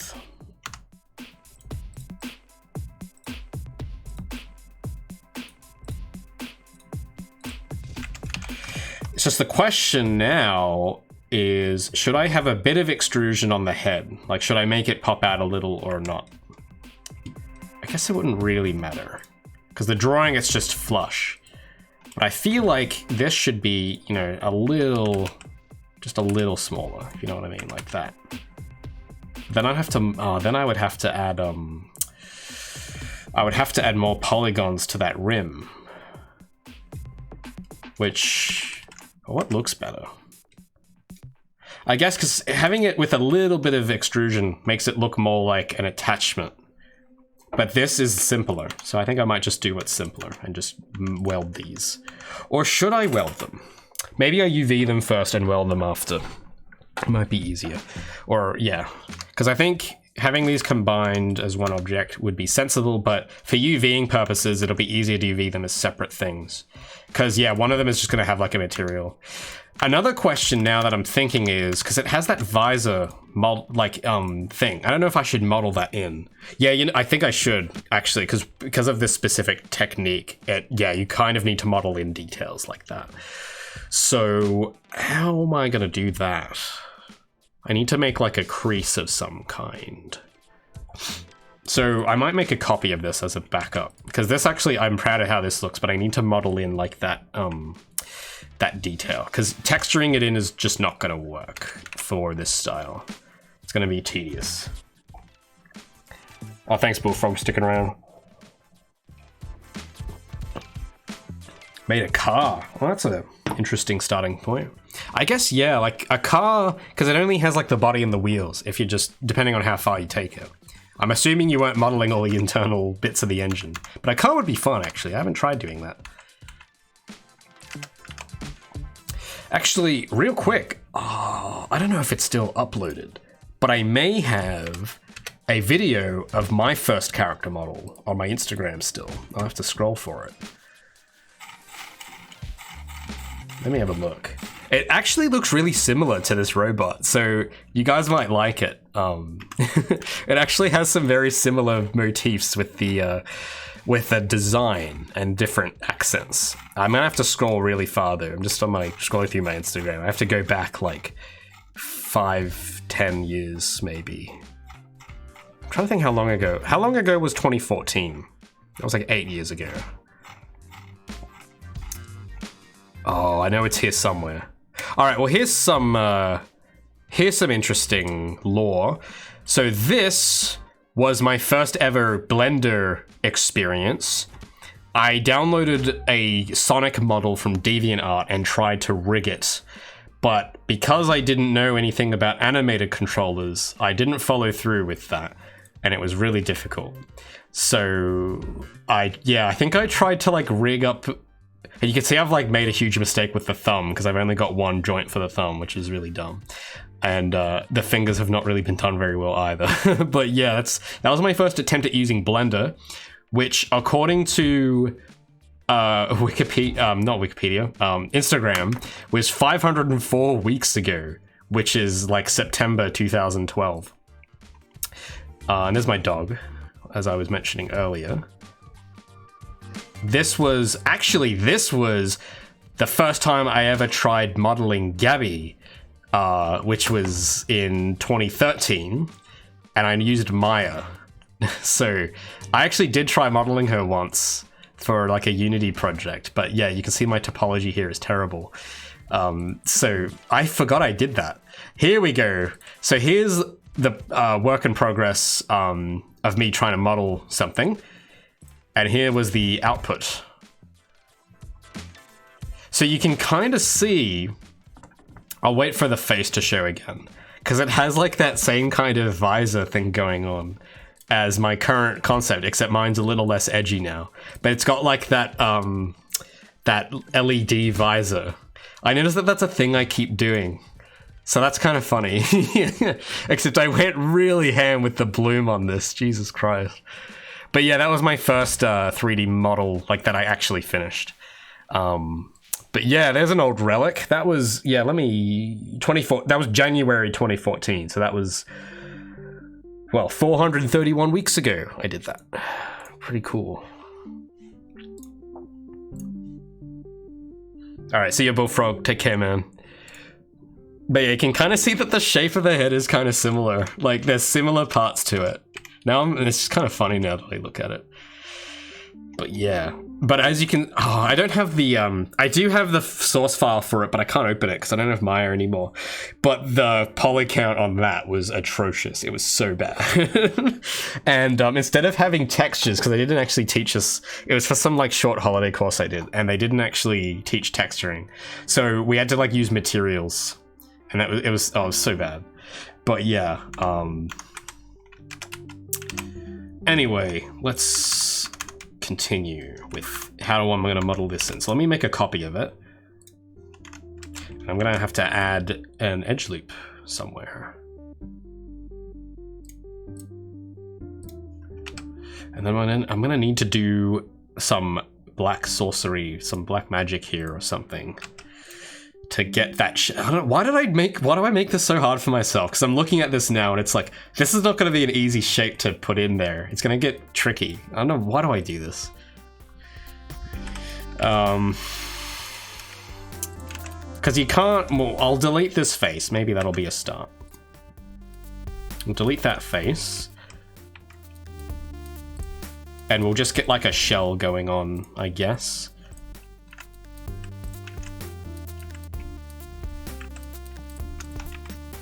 But if I move this, it's gonna go, yeah, see, I can't make it like that. It's not gonna work. Oh, God, why do I do this?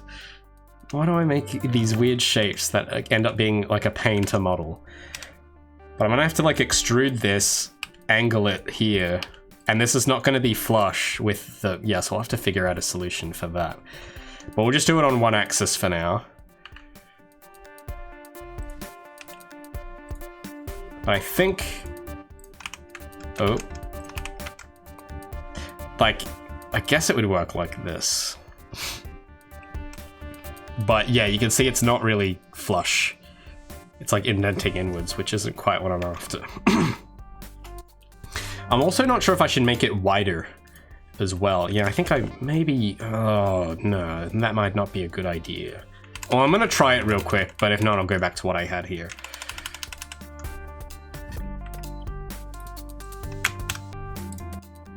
So I'm going to try from here now.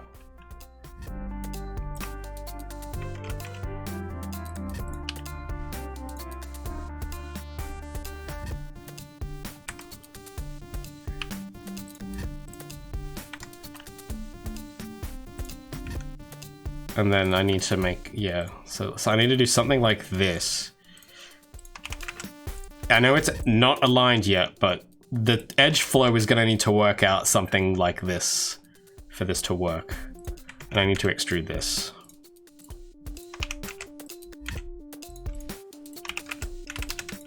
So, all right, that's kind of the width I want, but I need to make this a bit, move it down. And also, yeah, how am I gonna, I know that there's probably a way to like make that flush with the surface. I just don't know how.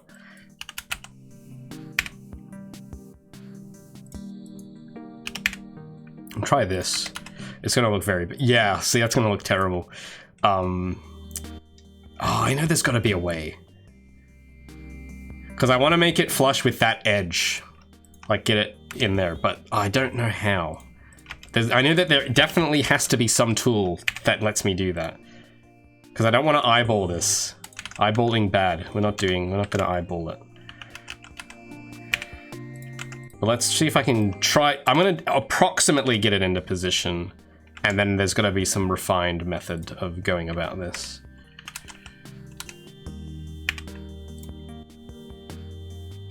See, like, this is getting close. It's just so, like, jank. It's very crooked. And I think I might want to mess around. I want to move this all up slightly.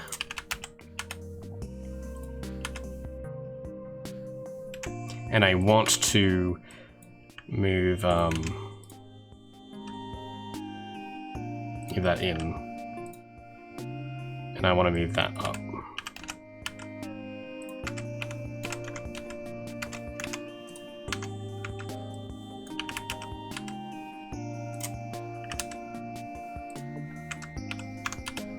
Yeah, that's like the proportion I want. I just want it flush, like perfectly flush somehow. And I think actually maybe I should like move that in a little.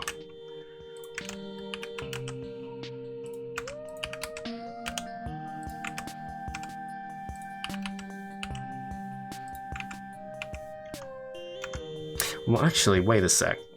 Let me think.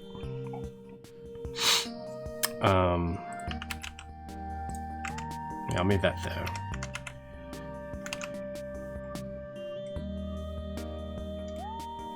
I mean, I'm just a little worried about this area looking too thin. So I don't know, maybe I bring all of this down a bit. Like, I don't want it to look too fragile. I mean, that looks a little better, but I think I need to move that up a little as well. That looks a little better.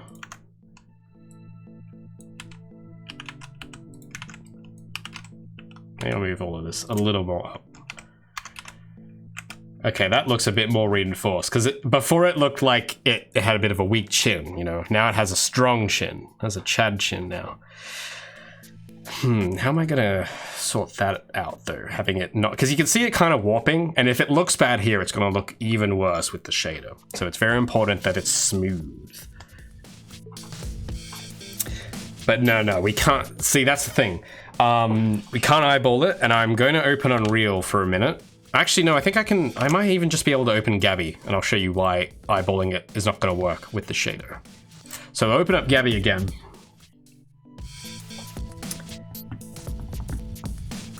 Allow, yeah, okay. So I'll need to have our material on real quick. And Gabby has this issue too, by the way. But if we go to her, like, look at where the shadows are. Well, even here, like right here on the neck, you can see it like, it's like very, not very tidy. It's very like, the shadow's really wonky, if you know what I'm saying. I think I might be able to adjust the light. On the face, it's even worse.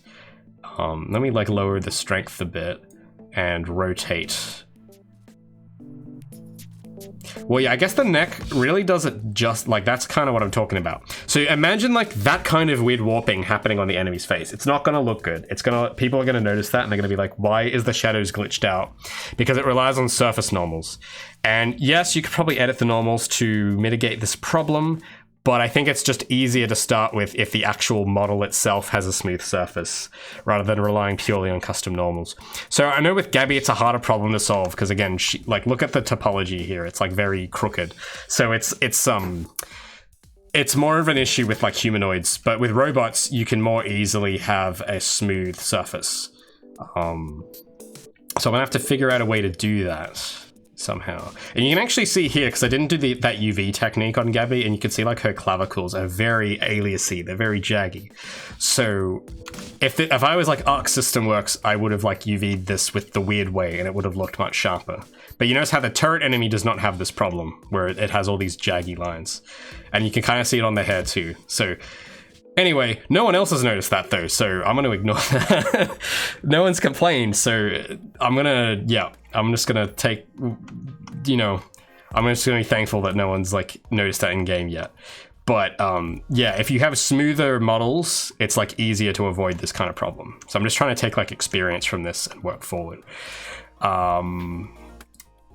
Back to the drone, because yeah, you see how like, well, watch this. If I go shade flat, just the fact that it's like so like crumpled, and even in the smooth version you can see it's got like divots, like that's going to come through on the shader and it's going to look terrible. So I'm just trying to think for a minute. Boolean modder. Oh no, I don't know about Boolean. If it works anything like Maya's Boolean, then I'm staying the hell away from Boolean, because I think what Boolean does, for those who don't know, it basically punches a hole in your model, but it completely ruins the topology and you have to basically remake it. So that may not be viable here because the rest of the topology needs to be where it is. Like these edges can't move. They need to stay exactly where they are to line up with the top of the head. So I don't think that'll be viable. But there has to be something, like a way to just like move these vertices and have them like snap along that face. I feel like there's got to be a way to do that.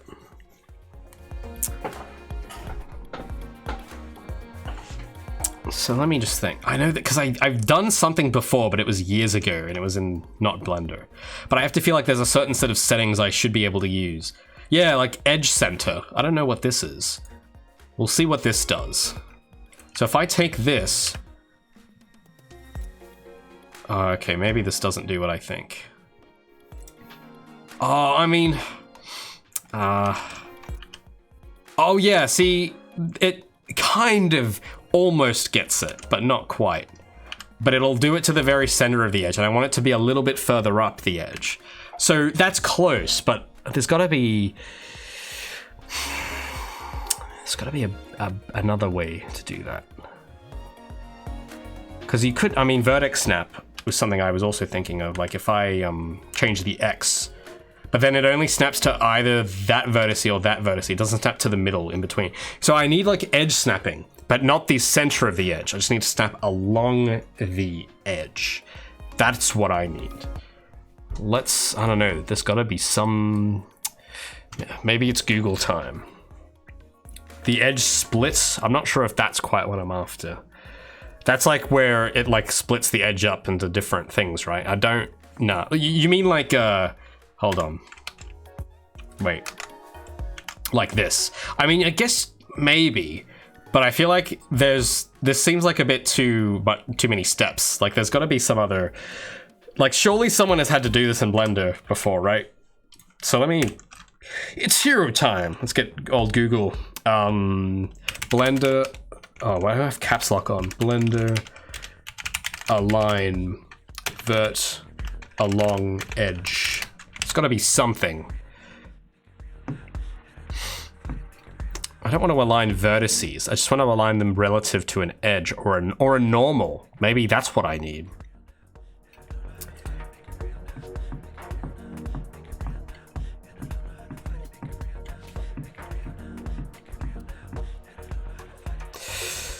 Let me read this.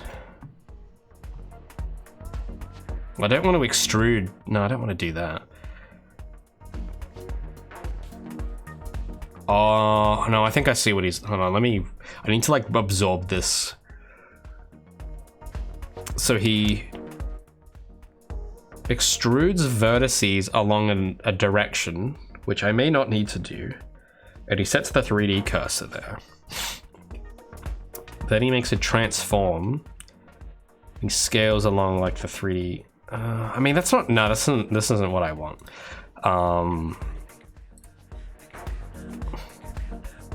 Wait, what? Wait, what's this? Why is there a page about Blender on Nexus mods? What is that? This is like, this must be old. Look at these screenshots. 2011. Wow. Hold on, I need to appreciate this for a second. This is 2011 Blender. Look at that. Wow. Isn't that something? This is kind of weirdly nostalgic, seeing it running in XP. Ugh. But no, I don't want to scale on axis, because I know what this is all talking about if you want to align vertices together. It's not what I want to do. I don't want to scale vertices. I only need to move one vertice.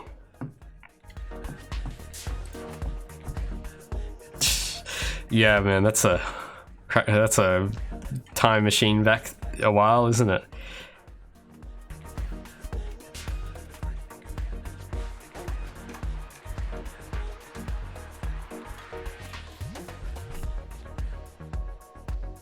If you have a point on a line, you can move it along the edge. Double G, you say? I thought you were like, I don't know, I thought you were talking about Snoop Dogg for a second when you said double G. So, oh, wait a sec. Aha! That is what thank you. I think that's what I want. Well, okay, hold on. GG, can I still, it's so close. I just need it to not move up. That's the thing, because it moves up slightly. You see? It's so close, but we're on the right track here. Can I like G and then just X and then G again? No, that's not gonna do it. Because I need it to like align. Like I need it to not move on the Z, but move in the other two directions. You know what I mean? Wait, C. Okay, what's C key do? Oh, I must have merged something. C. Okay, that doesn't look like what I want. That looks like a multi-selection tool. So C. Maybe I press G. Wait, why is G moving it down there? That's weird. Oh, right, there we go. So G and C. Okay, that's not quite it. Actually, maybe. Okay, hold on, wait a minute. So, G, C, G, X, C. Okay, C will cancel that out, it looks like.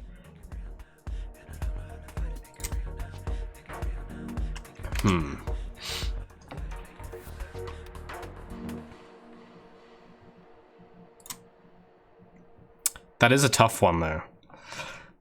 Let's quickly... What was this I just had open? I just want to see what this is.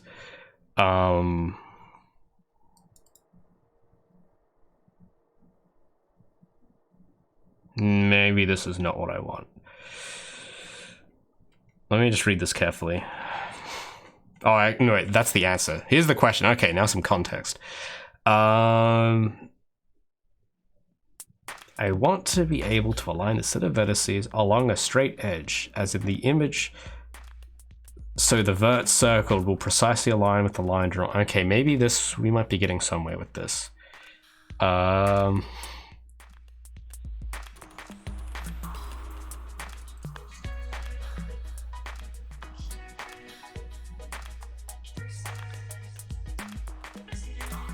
this seems like I don't really understand what any of this means.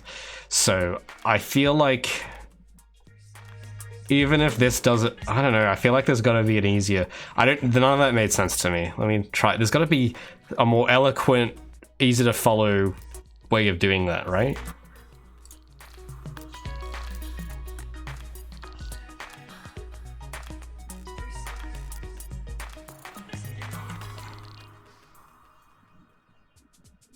This, hold on, let me look at this closely. This might, yeah, this is kind of similar, I think. All right, what does this person say?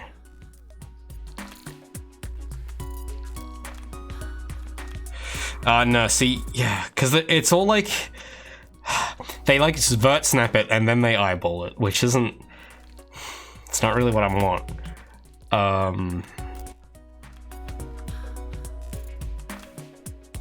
I guess the thing that is setting me off here is that I feel like there shouldn't be this many different answers.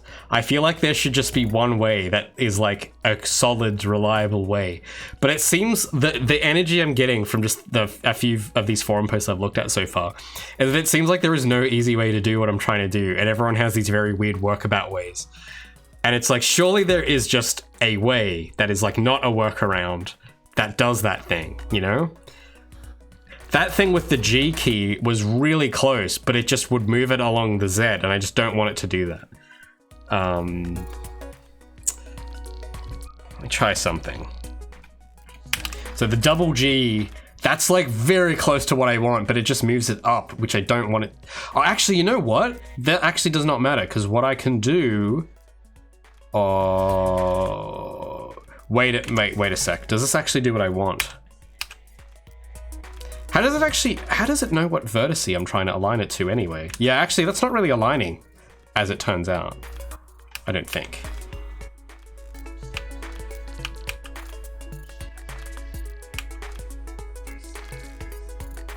Oh, no, okay, no, I get what this means now. Yeah, so I realize how I can mitigate, I think. But you see, now it goes inwards, and I'm not sure if that's like...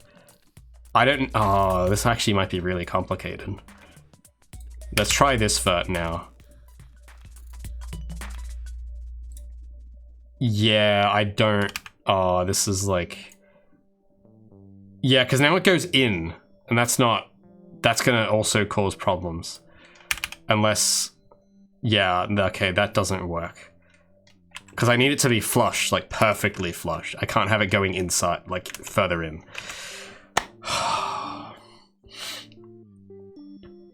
Well, see, yeah, because there is an existing edge, but it's just... It's... God, it's so hard to explain as well, because I don't even really know what to ask. Like, how to word this in, like, the most obvious way. Because this is the existing edge I want it to line up with, but I want it to line up like, what's the word? Like that, but like down. Like if you were to like wipe that down, like that. I want it to be like where this face is. I want it to be exactly like, you know, where that is. Not inwards like it is now, but not too far out. Maybe if I do it from the side.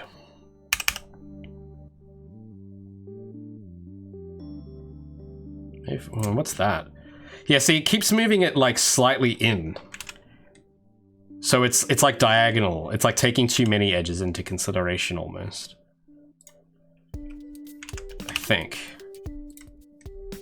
Oh, wait a minute. Hold on. Oh, it's like making... I think I kind of get what it's doing, but I don't know how to explain it. But it's like it's aligning to these edges, not the one above it. That's the problem.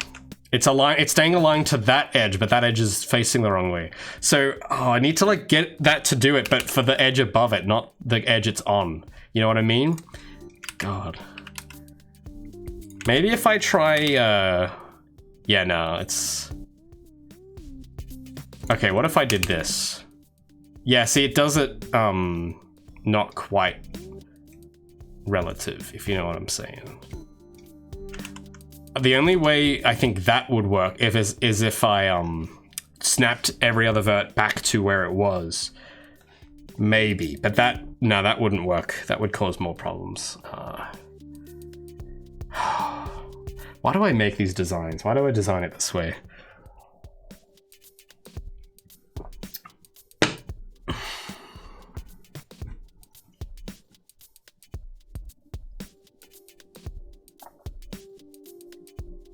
Create new edge. Well, I don't know if that is going to... Because the problem isn't that the edges... Like, we have enough edges to work with. The problem is that if you make another edge, it's not going to factor it in, I don't think. Like, we can try... How do I make just an empty vertice? There's some button I click, right? Oh, I got it. There we go. Did it by accident. So let's... I need snapping on. Do vert snap.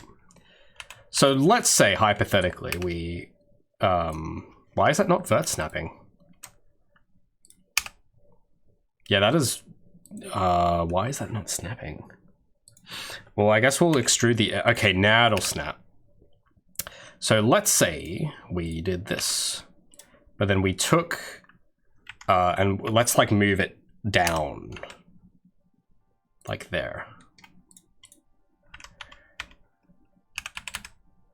Alright, because that's, like, the direction it should go in, right? But if I do this... it's not going to care about that other edge. It doesn't factor it in, because it's only going to factor in the other edges that are connected to that specific vertice. So, but then there was that other thing I did, right? Edge center, but that only will do it to the center of the edge, which is like close, but not quite what I was wanting. And even so, it doesn't seem to even work that well, because it doesn't act like anything here. Like if I do, yeah, edge center, it's like, it's just gonna literally move it to the center of the edge, which, maybe if I do it X and Y individually. I mean, yes, that so far is close, but it also, I want it to be now more to the left, but it's gonna throw off everything if I do that. So, okay, well, we'll work with that for now, because I think we might be able to work around some weird way with that. Just give me a moment, because I need to extrude that now. And align it on the Z with a vert snap. Because I'm just going to make like an arbitrary... I'm going to delete these edges later. But we're gonna make these our guide. Because it needs to follow where this line of edges is. It needs to like be exactly up against that, you know? So this isn't the way I wanted to do it, but I can't think of a better way, so that's I guess we're stuck with this. So I'll move it like an axis at a time, so it doesn't move Z.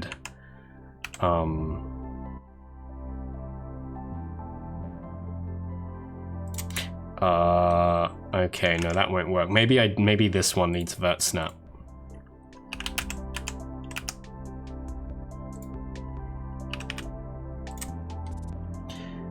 So I don't, because once I do get them aligned, I don't know how I'm going to get them in the exact spot I want after the fact, but let's continue. G, X, G, Y. And then this, I will have to do edge center for that one.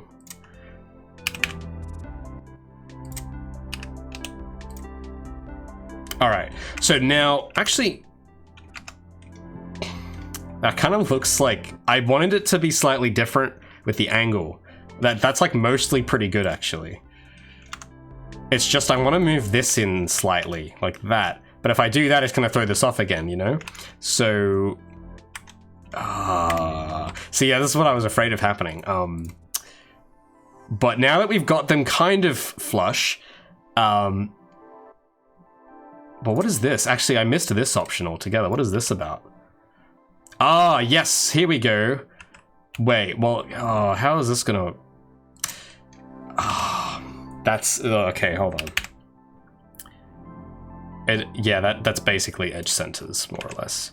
But can I just, like, move it, not on the Z, but like that? Yeah, see, this is really close, but it just, you know... Can you not move on Z, please? Oh, hey, wait, what did I just do? Oh, there we go. I think I hit Shift Z, and that seems to have kind of... Oh no, but now it moves it inwards slightly. Ah, this is so close. We're so close. Like if I move it there. Okay, now it's worked. I think, hopefully. Yes, there we go. That's what I was wanting. So, okay, so I have to do edge and then G and then Shift Z so it doesn't move it on the Z axis. Oh my God. Wow. But now I can't use snapping if I do that, which a small price to pay, I guess. So that means I should be able to do this.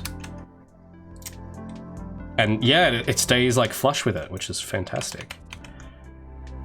Because yeah, I wanted to like move that in a bit and then move that here, like that. But I don't know if I should have those wider or not.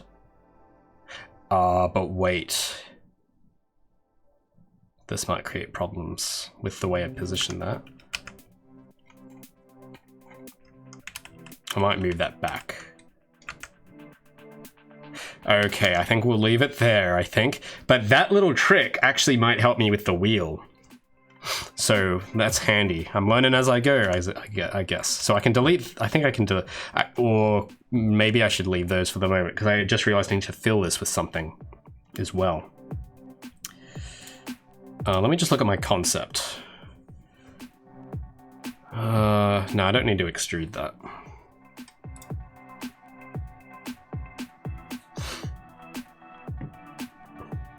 I guess does it look like a mouth? I guess. I always thought it was like its eye.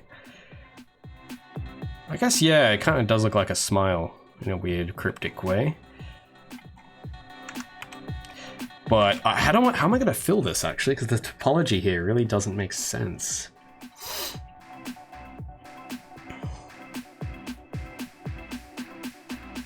Or, no, actually, yeah, no, this isn't a problem at all. I just gotta, well, I was thinking to just do that, but that's gonna be a bit of a problem.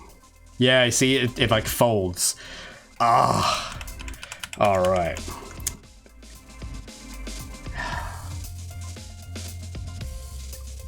Let me just think. It's this corner, that's the problem. Because it's like curved.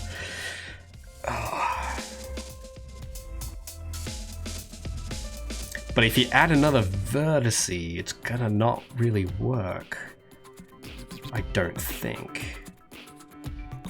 Unless I did that. Which would allow me to do that.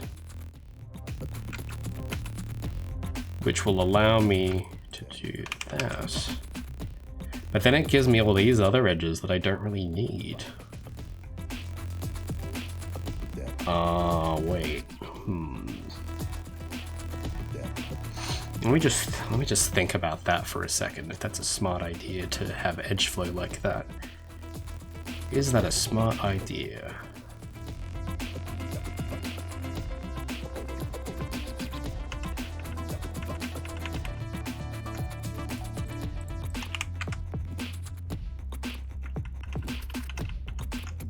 Or should I just do that?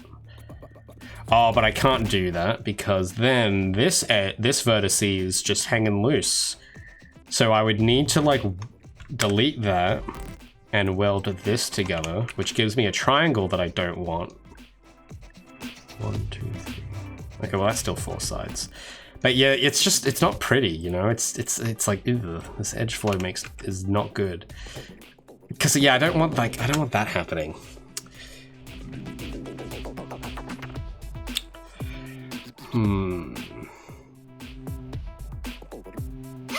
I guess the only thing that would make sense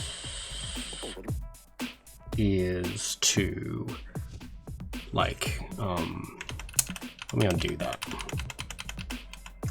Well, because I mean this, I think I'll get rid of, I'll just make that a face because it looks better. But yeah, let me get rid of that edge. Wait a sec. Oh no, that won't work.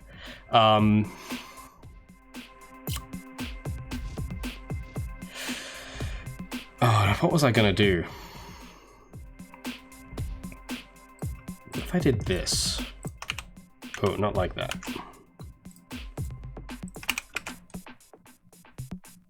But yeah, then we get a triangle here. If there's like another polygon here, maybe. I mean, that's what I need to do. So if let me delete that edge. And how am I gonna, I think I just need to get rid of that edge too. And somehow put another vertex that's lined up there. So I'll need to extrude to something, I don't know, like here maybe. I guess that makes it look a little more polished, actually, because it's got a bit of a curve to it now. So that actually might work. And then you do like this. Oh, not like that. Like that. And then you do that. Got all the quads. Yeah, that makes sense. Perfect. So that's how the edge flow now looks, and I do like that much better because we're not having this unnecessary ring around the rest of it. So it kind of, yeah, like closes in here and then creates that eye shape.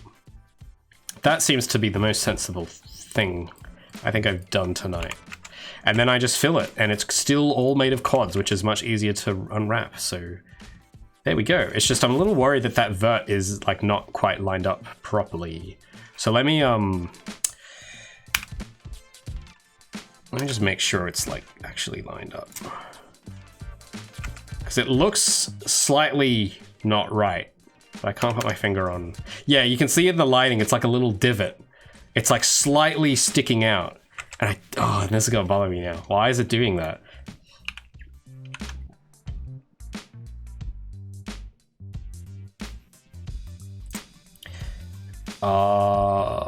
Maybe. Okay, well that looks better when it's like that, but it looks not as angry now. So I need to move it somehow back to like here, but it creates like a fold. But yeah, you know what? Maybe it's, I actually don't know why that is. Let me shade flat. Well, when you shade flat, you don't notice it. So it just must be this, it's the surface normals. It's because I'm squishing a 4-sided thing to look like a 3-sided thing, that's why. So the actual normal's fine, it's just the weird smoothing. And that won't show in the shader, I don't think. Or surface normals will fix that, no problem. But yeah, so now we've got that going. And I think UV is in order now, we can start UVing.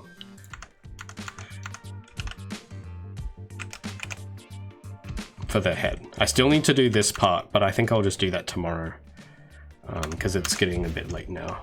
So let's finish the head and then we'll call it. Oh, thanks. Yeah, I just wanted to have a straight line like that, but this kind of does look a bit more sophisticated, I think. So UV time for that part. Let's do it. Oh, look. Oh, this is not going to be fun. Unwrap. Oh, look at that. Oh, okay. Well, let's mark some seams, maybe. Make this a bit easier.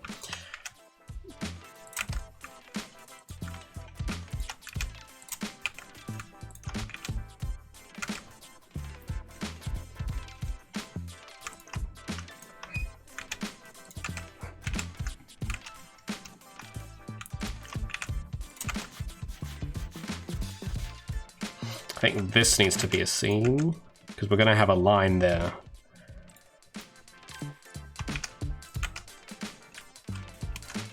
Wait, actually, let me check something. Oh, wait. Wait, no, this actually might be a problem.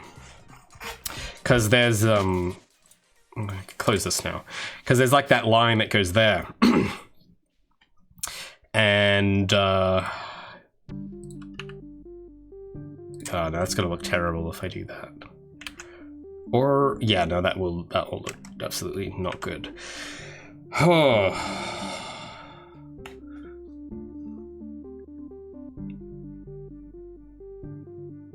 Maybe, oh no, this is tough.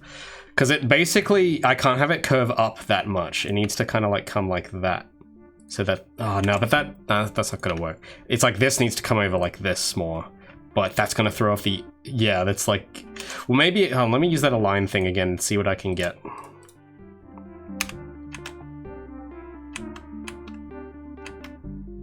Like it needs to sort of come around like that.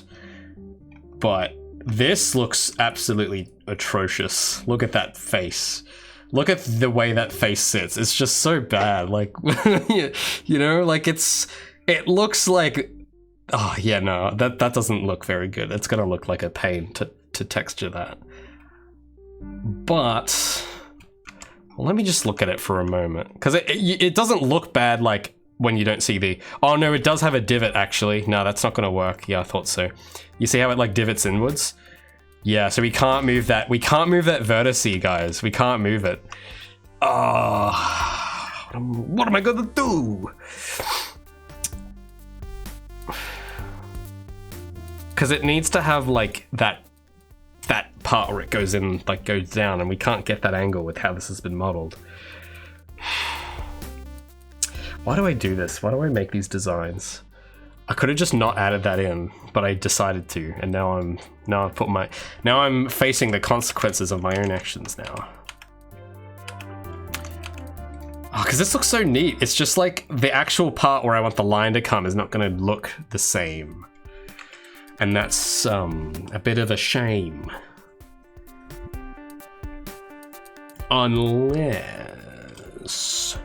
Unless we do this.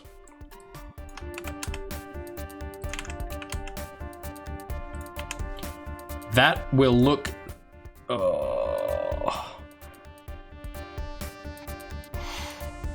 I mean, none of these options are that great, but I think... What if we did this? Oh dear God, no, not that. Like that. Because that looks more like the concept art now. But the eye looks really wide. And that triangle, that face still looks really not good. Like just, it's just, I don't like how that is laid out. It looks like, I don't know, maybe it doesn't, because the line has to kind of follow that. It's just that corner I'm worried about with the UVing, because I'm going to have a line there, which is going to be on the edge of the texture, and then it's going to have to somehow, like the warping, I'm not sure what's going to happen. It's just hard to predict how it's going to get treated at that corner, because it's like flat, and it's like a flat corner, you know, it's very obtuse. So I don't know what's going to happen to the line when it reaches there. Actually, that won't be a problem because the line needs to follow through there anyway. So that should be fine. Let me just think if that's what I want to do. I need wireframe on symmetry mode. Because, yeah, the eyes look a lot wider than they do in the initial concept, but I actually kind of like it that way. So, let me highlight the faces. It's like those faces. Can I assign a different material to those?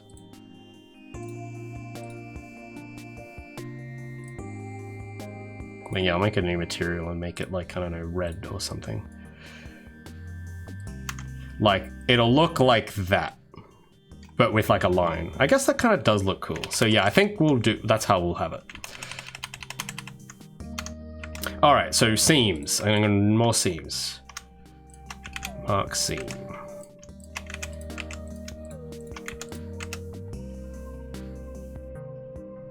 And mark seam.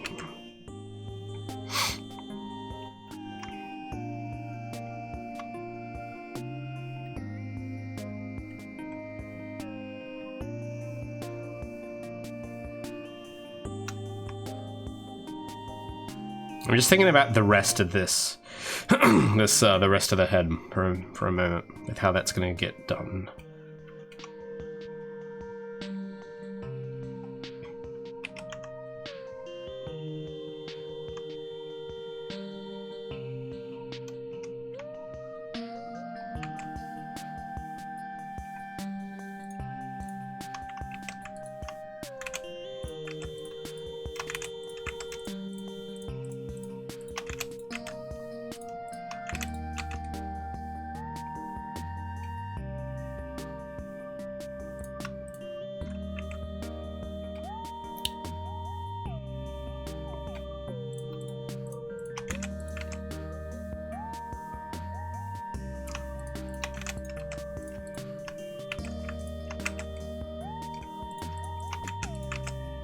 I think those faces at the bottom could be overlapped, and then each one of these could be overlapped one at a time.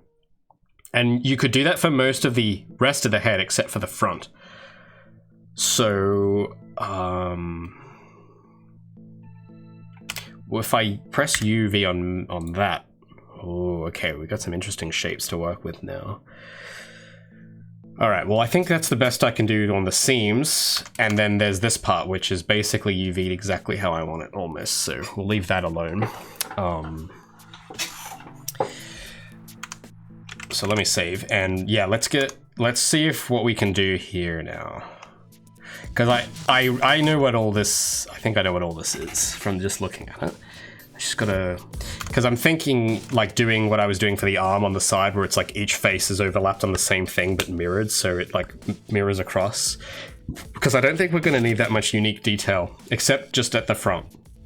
Because we're gonna need to have, like for these faces, they are all gonna have the exact same data. They're just gonna need a texture. They're just gonna need like a line. You see where the red lines are? It's just gonna need line art where those red lines are. But because it's like this, it's repeating, it's like the exact same. Those can all be overlapped, all those UVs. So yeah, let's start with those. That's probably the easiest. So let's split all of them. I don't know if that's actually gonna split them all. Oh yeah, I gotta do it one at a time. Split selection.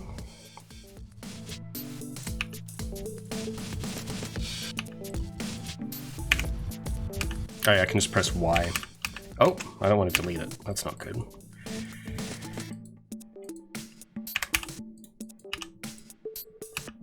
And then these parts too.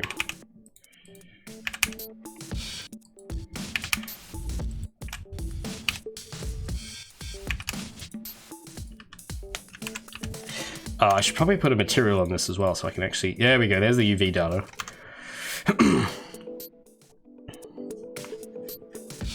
Oh, thanks, Meadows. Oh, thanks, Gear String. Is that? No, Gear Sting. Gear Sting, sorry. Thanks for the compliment, though. How do you select edge loop? I actually don't remember. Sometimes I'll remember the keybind and then I'll forget it. I think it's like Control... I think it's like, no. Alt Shifts.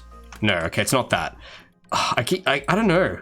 Okay, well there we go. I think it's Alt Shift, but you gotta be in like vertice or edge mode. So Alt Shift and then you click and it'll do it. I know that there's different combos, but I honestly don't remember. It's just, it's like muscle memory is how I know it. And then I'll like relearn them as because my hand remembers them better than my brain does. I don't know, it's weird. But yeah, let me select, I gotta select those faces again. There we go. So let's overlap these now. Well, let's straighten these out and overlap them. I think they actually might, let me try something.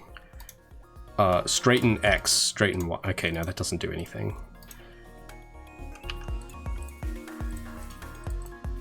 Let's do it the classic way.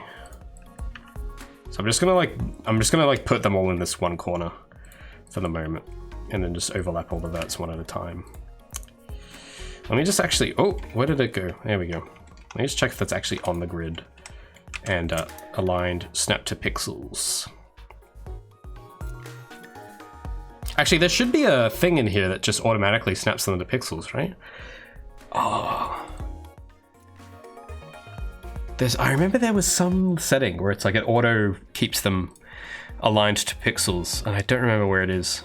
Ah, well, I'll do it later. I'm sure it's fine. I can do vert snapping now, I think. So let's snap all these.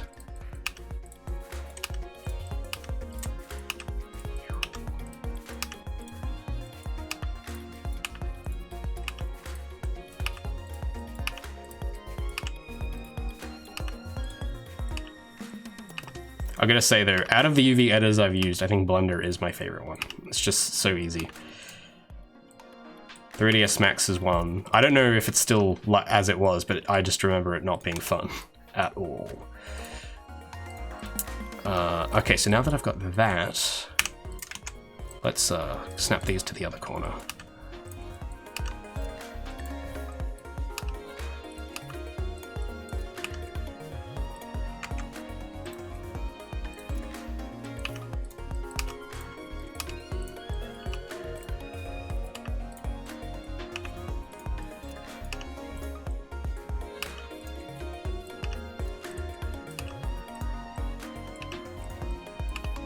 Oh, there we go. Almost there for this half of the face.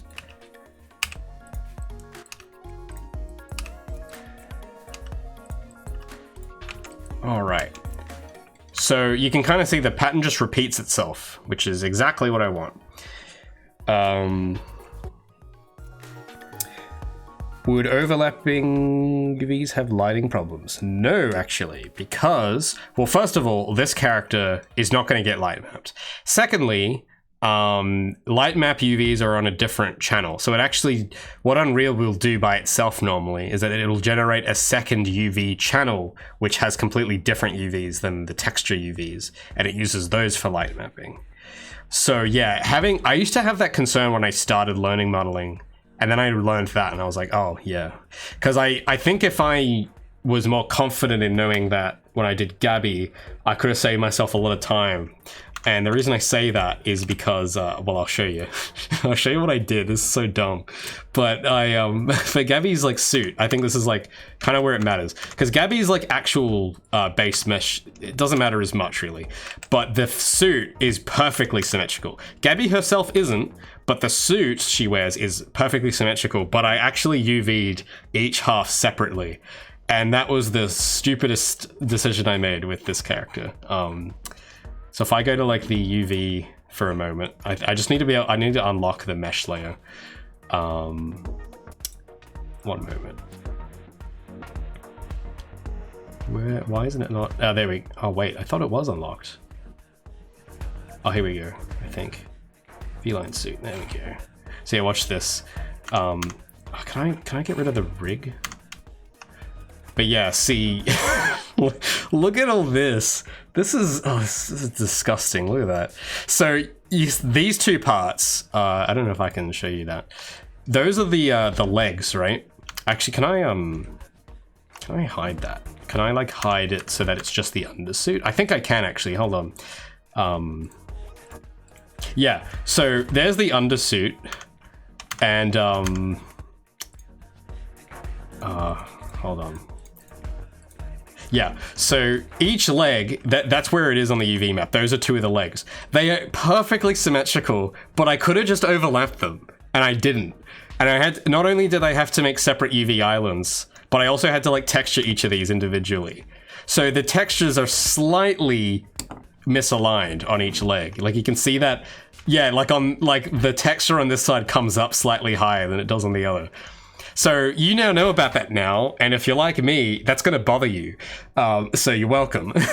But yeah, this was, I don't know why I did this. It was such a bad choice, but I didn't really know. I wasn't really sure because in my head I was like, oh, but if I have them overlapping, I can't have it so that there's detail on one side and not the other. But I wasn't going to do that. I don't know what I was thinking. I should have just done it symmetrically. Because, I mean, technically what I could do, yeah, like, especially, like, for this part. Hold on, can I, like, increase the shadow? Yeah, so you see these little bits on the side? I had to draw those twice on both sides of her abdomen there, or her torso. Yeah, like, it's just... Oh, I don't know. I don't know why I did that. But if I wanted to, I could make it so that there's like a detail on one of these sides. Like I could draw something on this side and have it not show up on the other. But like, why would you need to do that? I don't know. I guess I thought I would do that at some point, but I never did. So, yeah. So that's why I learned. That's the way I learned, like the hard way, that I can just overlap UVs. It's way easier because texturing the suit was such a nightmare. You got no idea. So I learned the hard way. But anyway, back to the drone. I learned a lot of lessons with Gabby. So yeah, now we can like, I can only texture really, because I'm only really texturing maybe a 1/16 of what you actually see. Like what is actually visible, I'm only like actually working with a 1/16 of the whole output and texturing that. And then the texture just mirrors itself everywhere, which is just so much more efficient. Like, oh my God, way more efficient. And I do like efficient. Efficient is good.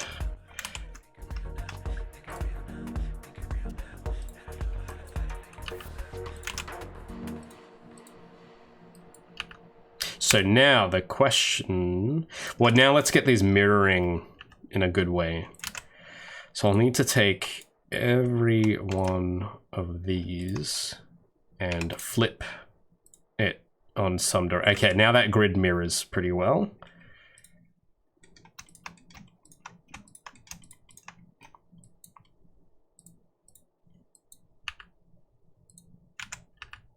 Or does it? Oh, wait.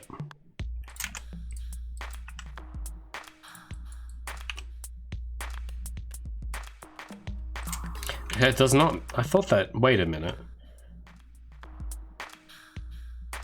Oh. Alright, well, that. Okay, I'm going to tilt it slightly so you guys can see what I'm actually looking for here. Mirror Y is what I wanted. That's it. There we go. So you see, because I'm only really, the only part I'm actually going to need on this, on these UVs, is like a flat color, but then at the top and the bottom, so wait a sec. I think I select, yeah, there we go. So like for the tops and the bottoms, I'm going to need to have that over black so that it creates that crease along the rim. But yeah, if I tilt it, you can see now that the UVs just mirror, like they tile very good there. So that's kind of why I did it like that. So let's get these not crooked now. And I can make that probably quite small actually. Now let's do it the same, give it this the same treatment. So I think I need to mirror Y. There we go. And I should be able to do all of that. And if I like move these verts around, it should like mirror. Yeah, there you go, it's the mirroring. Yahoo. So let's move that out of the way. Well, let's move it to this bottom corner and also give us select these. Because yeah, these are just gonna repeat the same thing. So we'll put them like there and we'll add like a bit of gap and we'll like put some of it over black to have that line happening. So let's move this out of the way. Actually, yeah, maybe I don't need to move them that far. Oh. Because this is the UVs for everything else and you can see a lot of it overlaps and some of them haven't been UV'd yet, so I'm just gonna like move these so they're not all super that far, if you know what I mean. Okay, so now we got some space. All right, now we need to focus on the front. Well, actually, let's focus on just the other repeating things. That will be easiest. So it's these ones now. I'm not sure how I'm gonna do the chin part, but we'll just focus on these for the moment. Oh, hey, Brown, good to see you. So yeah, we're just doing some UVing.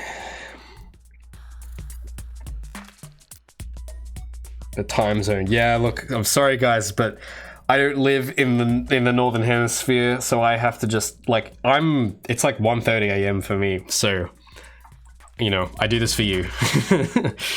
But I also tend to work kind of better at night anyway, so I don't know. Maybe it was fate that everyone who watches me is in the north. Maybe whoever is controlling the simulation knew. It was like, oh yeah, Ray is always up at night. Let's give him a viewership that are awake during the day when at night for him. So I guess it all works out. Hold on, I just realized I gotta separate these actually. What was the separate button again? Y, that's it.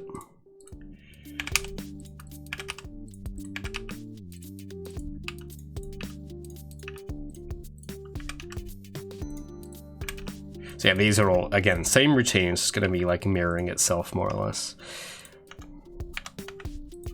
But if we rotate these, it might make it a little easier to work with. And then in advance, I'll mirror these in advance just so I know what I'm doing, so I'm orientated. So I'll mirror Y, mirror Y, mirror Y. Did that mirror Y? There we go. and then we'll get the verts into a corner. Just like, yeah, same. It's very repetitive, so, you know, it's how it is sometimes. Well, see, okay, one thing you need to understand about Los Angeles, Natch, is that Los Angeles is a very big place. It's so big, in fact, that Los Angeles has multiple time zones. I'm in the part of Los Angeles where it is 1 a.m. You may be in a part of Los Angeles where it is 1 p.m. But, you know, it has to be that big. You see, to fit this many people in Los Angeles, it has to be a pretty big place. And that sometimes means that it's nighttime for some of the residents and it's daytime for some of the residents. So, you know. 8:40 a.m. Well, hey, I'm not stopping you. You can sleep. I'm just working. It's like, I'm just thinking, like, I find it weird that someone that, like, I don't know, it's just funny. It's like, you all have to watch. Don't go anywhere. You must watch me, UV map. That's right. I'm that cruel. 8:40 though. I don't know how people get up that early. I'm not. That's the thing though, is that I wish I was a morning person, but it's never gonna happen. And it's a curse, but I always feel like the most alive at 1 in the morning, or maybe at 12. I'm starting to feel a little more fatigued now, but like from 11 to 1 is like my peak productivity, and it sucks because it's like the worst time to be productive. But I don't know. I don't get it. I don't understand it.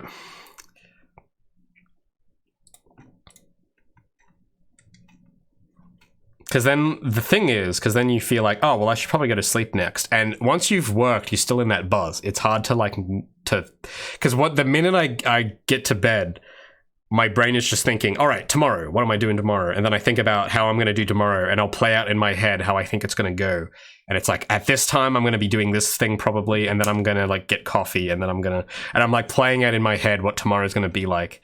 And then I'll like find things that like, oh, well, if I'm doing this and if this happens, what's going to happen next? And then I'll try to come up with a few contingencies of like, if this thing backfires, or if this thing fails, or if I have problems with this, what am I going to do?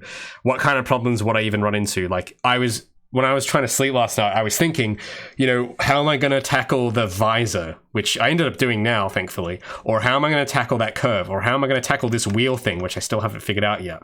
And I was trying to think of like, trying to play out how that would go in my head. And that's why then I end up sleeping in really late, because I stay up thinking about that. And it's like a cycle. It's tough to break. I was actually in a really good flow state, surprisingly, just after I had COVID when we were doing the Screen Australia grant. I was in a really good state there, and I'm trying to springboard off that momentum now, but I don't know, maybe I should have taken a bit of a rest, maybe. But I don't know, I feel like if I just push myself more, I could do it. But it's definitely taken a bit of a toll. What was that noise? Oh, thanks. Wait, what is that? What is that? Are those bits?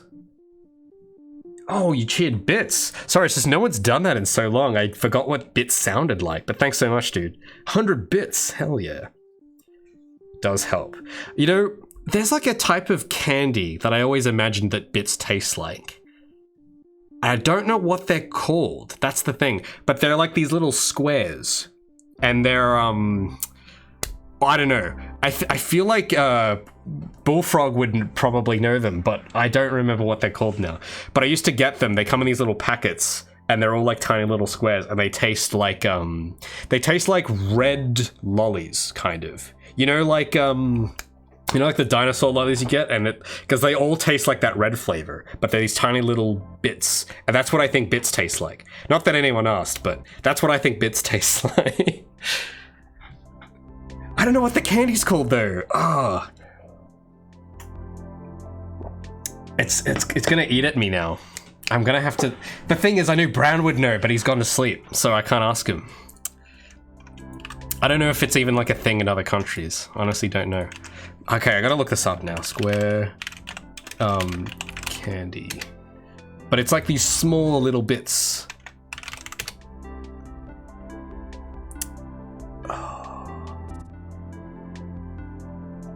hold on. Doing epic research here. I don't think any of these are it. But because they're really small. They kind of look like the packaging of that, but they're like tiny, like that big. I don't know the name. But I feel like if someone said it, I'd remember it. Starburst. I don't know. I don't know if that's it. No, it's really it's a lot smaller. I do know these though. These are good, but these are like very chewy. They do taste similar to this, but they're like, they don't come each individually wrapped. They just come in one big thing, and they're all like, you know, a centimeter. But I don't know. I won't be. I don't think I'll be able to figure it out. So now, see, when I go to sleep now, I'm going to be thinking about that. It's going to be like, what was the name of that candy that's like square shaped, and it reminds me of bits on Twitch.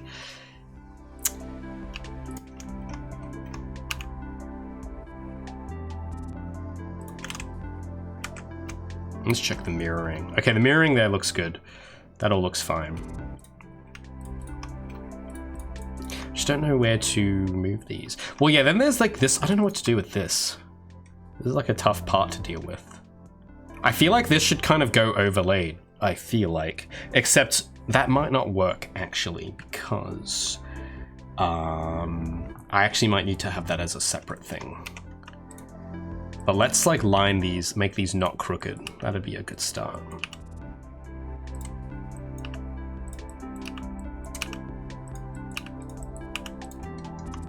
What way is that facing though?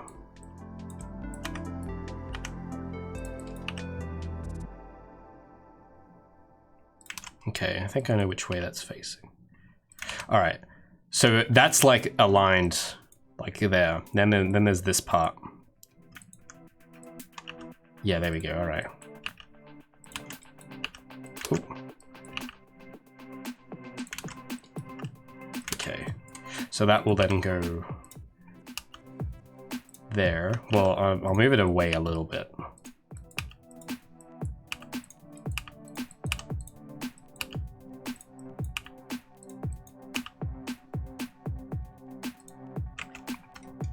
And then there's this piece, which I don't know if it goes this way or not. Okay, I think that's the wrong. I think it goes this way.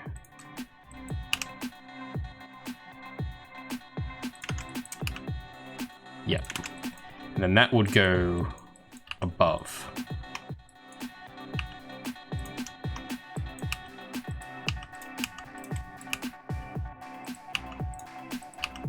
So I don't really know how I'm gonna lay these out yet. I'm just trying to like get a very neat version and then see what I can do with them. Because basically we're gonna need to have some lines going along those edges, I think. Now they're not chocolates, they're like, well, I don't know, candy, I guess. I guess that's what you guys in the north call them, call it candy. They're kind of like little bits of jelly, but they're not like jelly. I know, this sounds so vague. This is not helpful. It's like they're not chewy because they're too small to be chewy, but they're not like hard. They're like kind of in the middle, but they're not like wiggly. They're like, it's like the same texture as like dinosaur lollies, really. It's like that same texture, but it's like literally bite-sized. But they're not in the shape of dinosaurs, they're just in the shape of cubes. I remember the size of the packet. They come in like a packet like that big, but I don't remember what the logo on it was. I don't know. I just remember having them at school. That's all I remember. And they were like pretty great because the packet was small enough that you just keep it in your pocket. I would get it from the canteen. That's where I get them from, I think. But I don't remember what they were called. But yeah, they were pretty good because it's like they're covert. Keep them in your pocket and you could just snack on them, and because they're so tiny no one ever notices, so it's like the perfect candy for school.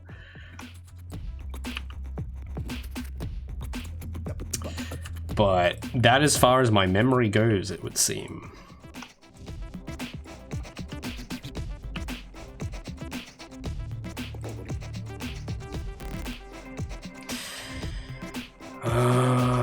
give me a moment to think.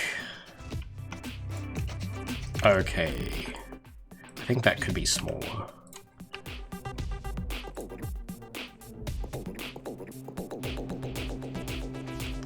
And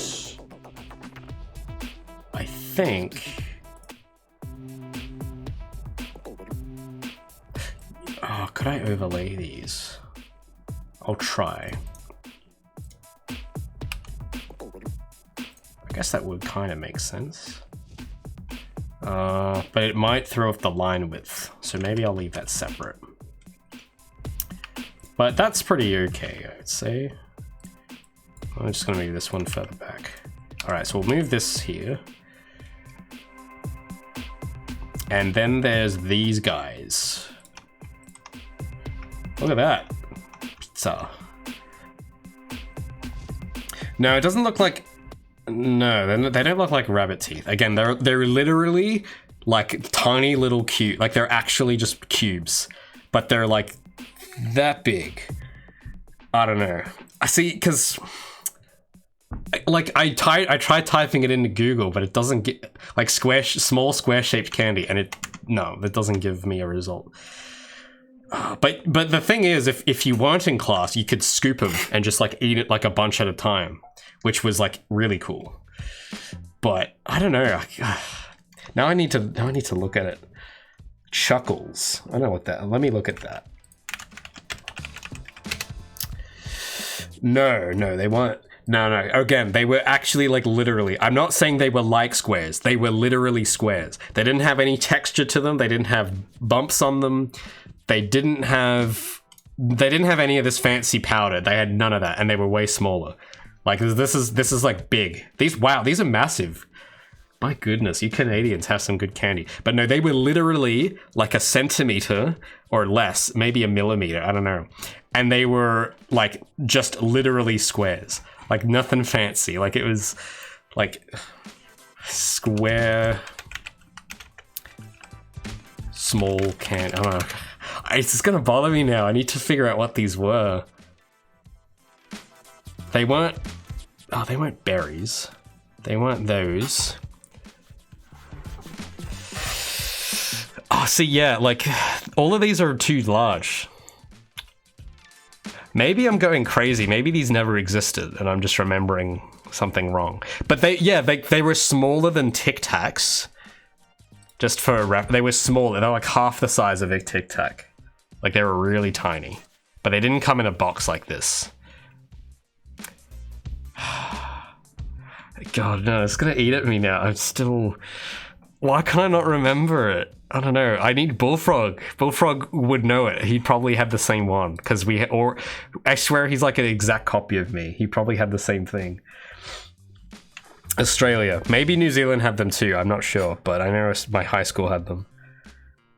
But they don't look... Yeah, no. The ones I'm thinking, they weren't sour. They definitely were not sour. They were... I don't know. I don't know. God, this is gonna... My memory is failing me now. I don't remember exactly how they tasted, and I don't remember their name. So I'm sure that's very helpful.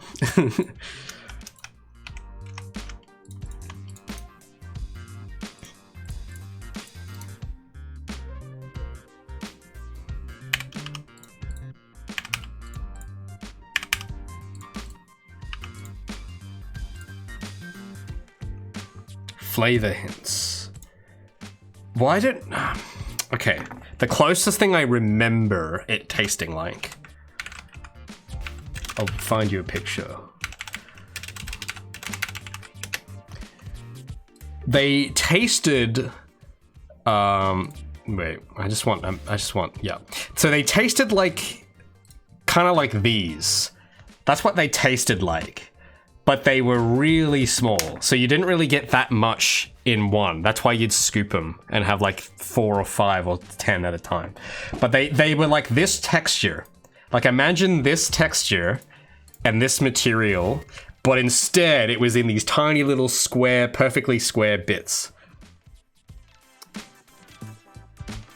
You know what? Oh, you know what's screwing with me now? Because there's another thing that these remind me of.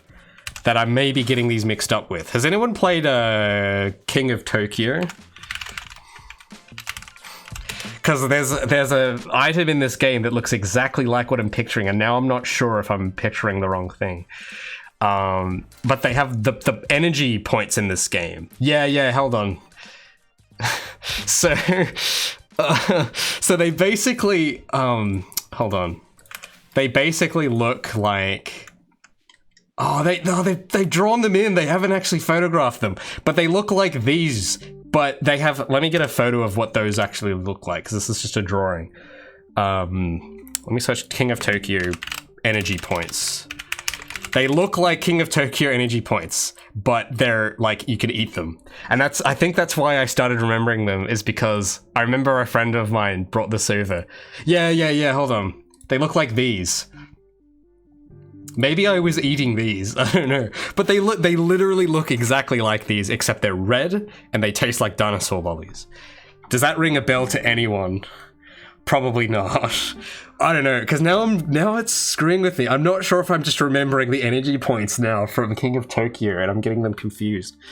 But I remember when I first saw these, they reminded me of this candy I would eat in high school. So I don't know. That's the closest thing I can think of, because they're literally like that big and they're tiny. Anyway, this is messing with my head so much.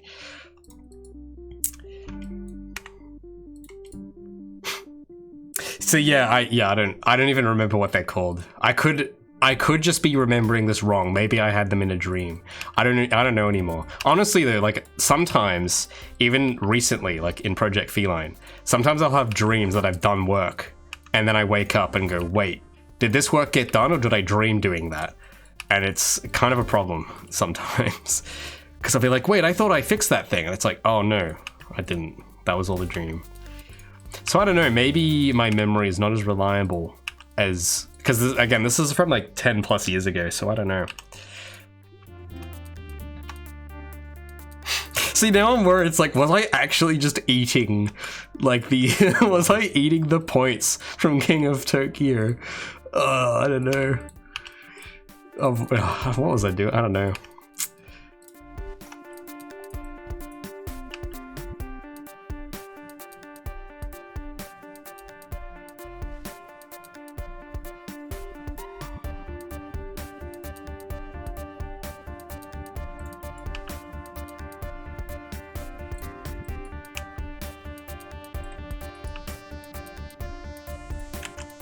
Actually, yeah, now that I don't know if I've modeled these very smartly.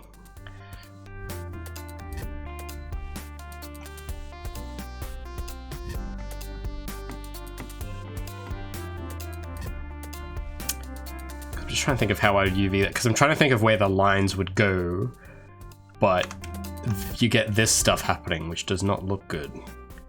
Yeah, that doesn't look very good.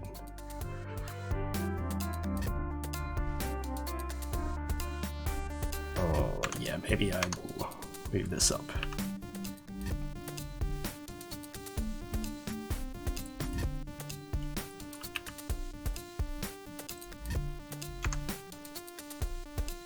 Okay, I've done those bottom bits. I've done that. I just need to do the front and then the alarm part at the top.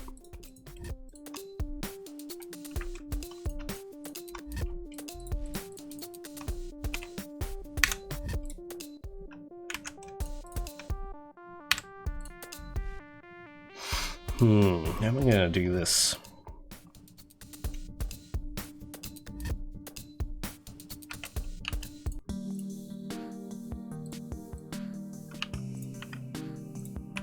So there's that part. What is the, oh, that's this part. So that goes on top like that. And then this part is the visor, it goes inside. So that's kind of how that's projected. I'm just trying to think of a smart way to go about doing this.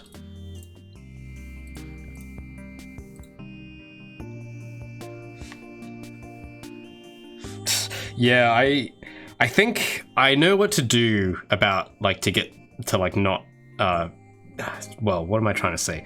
I think I know what to do in regards to getting my sleep fixed up, because I have done it before. It's just recently it's been knocked out again because, well, yeah, very urgent deadlines demand that some habits be lost. So I'm in an adjustment period again now, because I had a good routine going right before I got COVID. I think I was like in a good groove. I actually did make some time to exercise, believe it or not. But then after I got sick, that stopped. And then when Screen Australia grant, when that submission was happening, I basically didn't have time to, I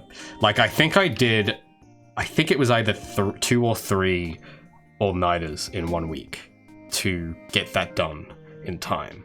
So that kind of threw off a lot of my routine, because I was basically, I think what would happen is, yeah, I'd be working, then I would by 4 a.m. I was still working, and then by 5 a.m. I was still working, and then I looked outside and the sun was up, and it's like, I'll stay up. Like, there's no point. I'm not gonna sleep. So I just would stay up. And then that happened. Yeah, I think that happened 2 days in a row. And I remember, I did that. I think it was during the middle of the first week. I did that and I was like, all right, well, I'll stay up. And then by the time it's 8 or 9 o'clock, I should be tired enough to sleep. And then I'll wake up at a reasonable time. And my sleep cycle will be fixed. But then I kept working. And then all of a sudden I wasn't tired at 11 p.m. and I'm like, oh no. And I kind of lost track of time, and then it was 5 a.m. again, and I'm like, oh no. And the thing is that while it's happening, I don't feel it. It isn't until afterwards. Well, after I get off the computer, then it hits me, and I'm like, this was a bad idea. And then I always think, no, I'm never doing this again. And then it happens again. So, I don't know. It's, I guess it was very urgent though, so I guess I didn't have much of a choice then, but yeah, now I'm just kind of still trying, because I'm trying to kind of recover, I guess, but I don't want to take time off, because I feel like if I lose that momentum, it's going to take a lot of work to get it back. So I'm basically like Gabby. I have to think like Gabby. I have to think, if I stop, I'm going to have to put in a lot of work to regain that momentum back. So I have to kind of, that's kind of the attitude I've been having now. Because I think if it was a year ago, I would have taken a bit of a break, but then it would have taken me ages to get back into the swing of, because I was in a really good flow state during that week and I didn't want to lose it. So that's why I'm streaming every day this week, to keep that going. But yeah, I don't know, it's an interesting topic. It's something I should talk about someday. But I think having momentum, not only is it important in my game, but it's important in the development too, weirdly enough. Did you not feel... Well, see, that's the weird thing, is that while it was happening, there was a point in the afternoon where I felt a little bit tired. And I think I got up for 15 minutes. But then, I don't know, I just felt like I just went back and kept working. And then after a while, after an hour, I just felt normal. That's scary. I'm a little scared of it, to be honest. But that's what happened. I sat down, and by the time it was 8 or 9, I felt like it was a normal day of being 8 or 9. It didn't feel like I hadn't slept in 24 hours. It wore off. Isn't that crazy? The tiredness wore off after a while, and it just felt normal. But that's the thing, it's deceptive, because while it's happening, it feels normal. But then after, the next day, if the minute you step out of the river, so to speak, then it all just hits you and you're like, oh my god, I feel so tired. And it feels terrible. It's absolutely terrible. So I try to avoid doing that as much as I can, because I remember the last time I did that, prior to the last few weeks, was it was for something. It might have been for the momentum stuff, and also, oh sorry, I thought there wasn't an edge here and I was freaking out, but it's fine. I think it was for, it might have been the devlog I did for the momentum stuff, because I remember really wanting to get it done, and I ended up like spending a lot of time on it, and I think that was the other time I pulled 2 consecutive all-nighters, and yeah, that felt terrible. That was like, at the end, I was like, oh my god, I'm gonna die, like this feels so bad. So I think having those experiences now, because I'm starting to try and like keep an eye on that now, because it's just because back then I didn't know how it would feel after, and now I have the benefit of experience to know how it feels afterwards, and it's like, so next time it happens, if it's not that urgent, I will probably know better and be like, Ray, remember the last time you pulled 2 all-nighters in a row? Remember how you felt afterwards? Do you want to go through that again? And I'll probably be smart enough to say no. So we'll see. But I think not last week, but the week before, when all this stuff was happening, it was kind of, I needed to do that. There wasn't really much of an option. Which, you know, I think it's okay every so often, but certainly not regularly. Not good.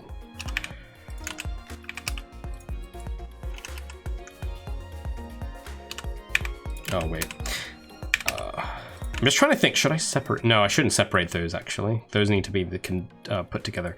So yeah, I don't need to separate any of these, actually. I just need to align the UVs in a way that's, like, pretty neat, I think.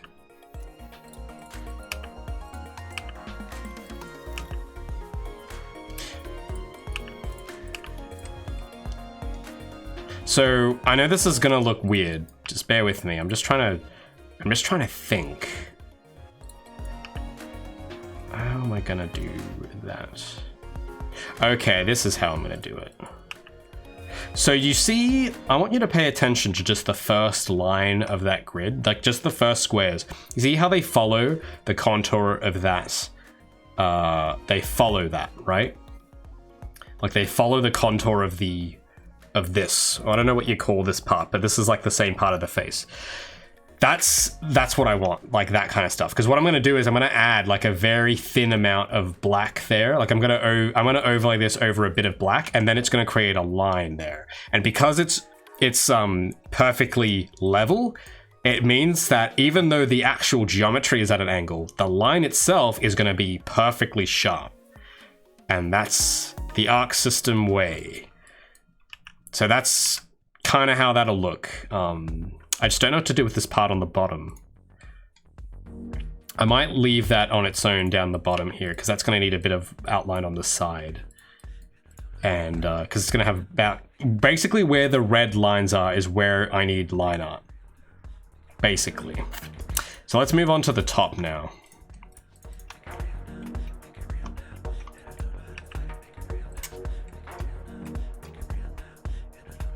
Oh yeah, this will work. This one's easy.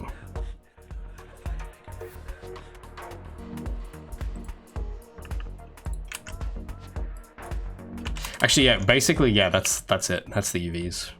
That's all I need. And, or is it actually?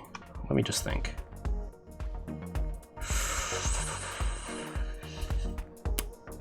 I think I could mirror these two. Maybe not that, but these two I could. But should I? Maybe I'll just move them like that. Yeah, that should be fine. Now, this part, which will just go like that, I think.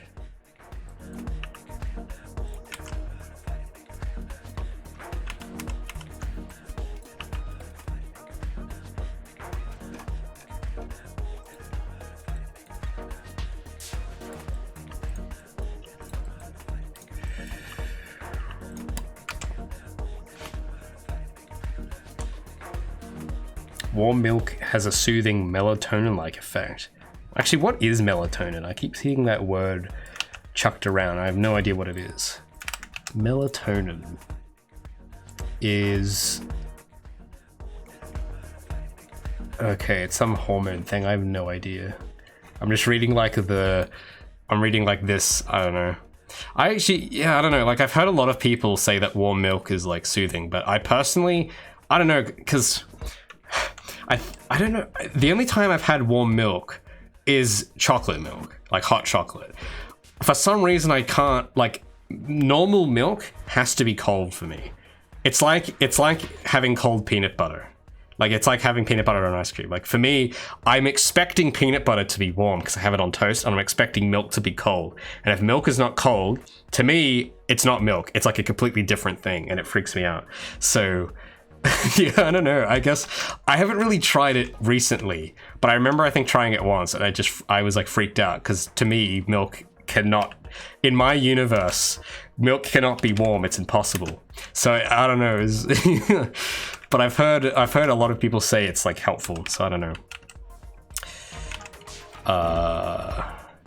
But I find that usually if I just make like responsible choices, I can avoid needing anything, and I can just well, I don't know. Actually, I probably shouldn't say that because I don't have a good track record. So,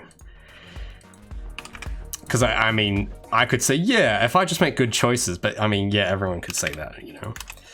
But I think it'll take a while, but I think it's just like getting the right habits back. I just gotta get back to the routine I was gonna do. But that'll come after this robot's done. Why is this vertice not going in the middle? This is irritating me. Oh, there we go. Oh, wait, I hope I didn't move this. I just noticed that this vert was off center, and I don't know how long it's been that way, and it's bothering me. Why is all of this off center? What did I do? Because I thought I sorted these out like yesterday, I thought. But I just noticed that in the wireframe. It's like, wait, these are all like not, this is all not good. So that's fixed. I hope it isn't, oh, it's doing the same there. I must have not noticed that yesterday. That the vertices were overlapping.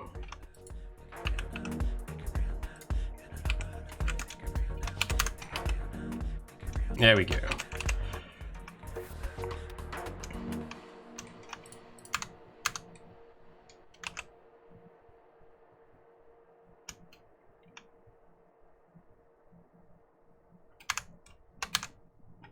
Where was I here? Oh yeah, I think that actually might be everything. Because you got the eye, you've got the face, which I may make slightly smaller. Yeah, I don't think that needs to be that big.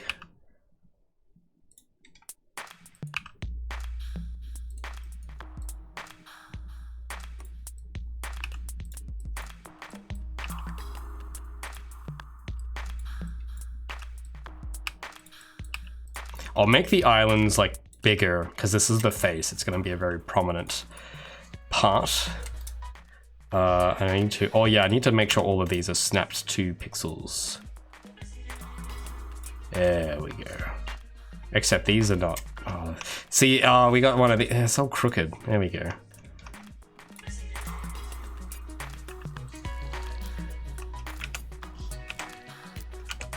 Hope it hasn't done that for the, okay, that looks fine. Oh, then there's the top, yeah. I don't know why that happened. But it's fine on the other verts, it looks like.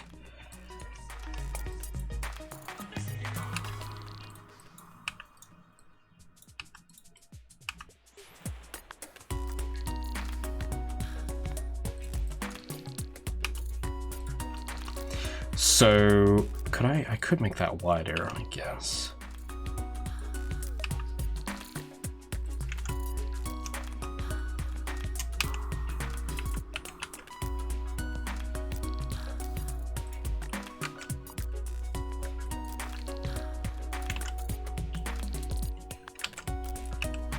What was this part? Oh yeah, that was the... I'm just gonna lay this out in a way that makes sense to me.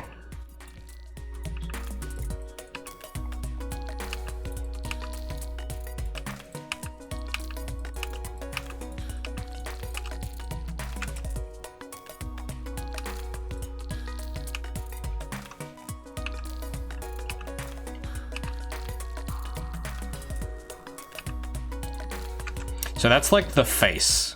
Or no, that's the entire head. And then there's this part. Yeah, so that's, oh my god, that's the entire head. Wow. Cool.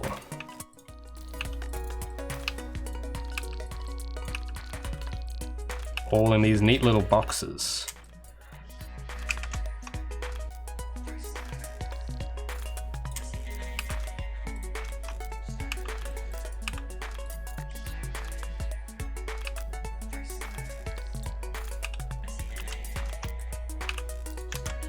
There's the top half, there's the bottom half. All there. So you can kind of see, if I start warping it like that, you can see how like the grid follows the contours of the face, which normally you wouldn't want, but because of the vectored line art technique we're going for, this is perfect. So that's pretty pog, if I do say, except I think this is rotated. So let me, yeah, there we go, that makes more sense. So yeah, the entire head is just this. So I'm just gonna like pivot and move that to the corner, because I feel like this is gonna need a good spot to live, I feel like.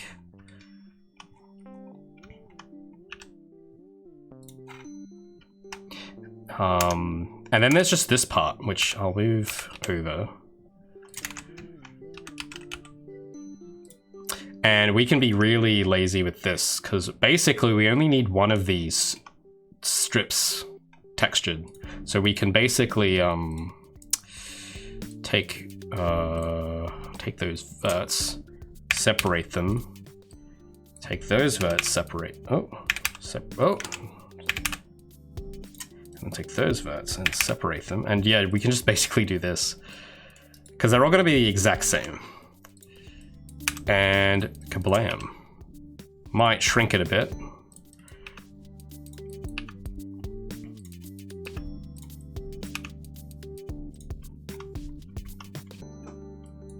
This could actually be really small, because it's just going to be one color. It doesn't need that much. Yeah, it's just going to be emissive, so we don't need it to take up that much room.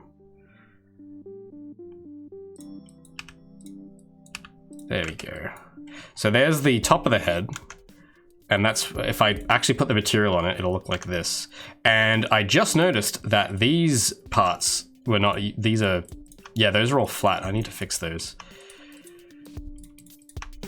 So let's U to UV, there we go. So now I'm just gonna figure out, oh, I see. Okay, hold on, let me separate these.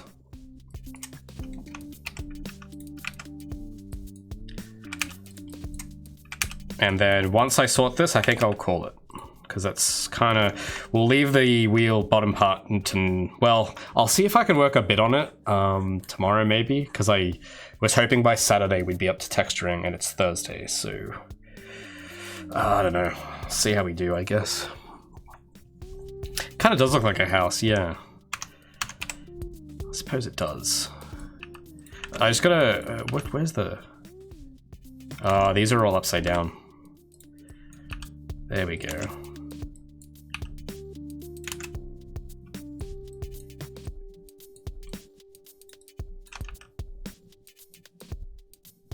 Okay, that's aligned correctly.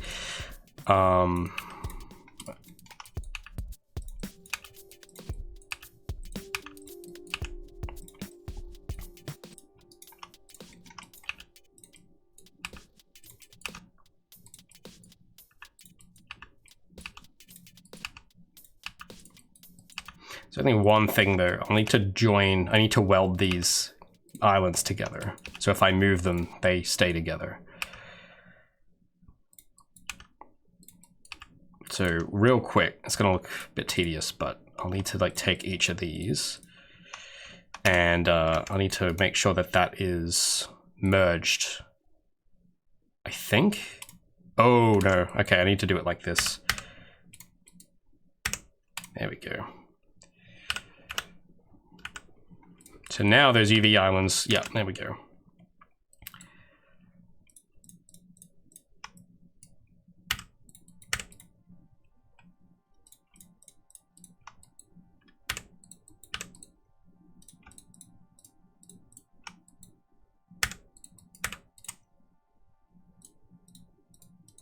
Is that all? I think that's all of them. Cool. Now, just to make this tile a little better, we are going to flip the X. Oh, not like that. Mirror X, there we go. So that way it like repeats pretty seamlessly in case I make an error in the texturing. But yeah, I think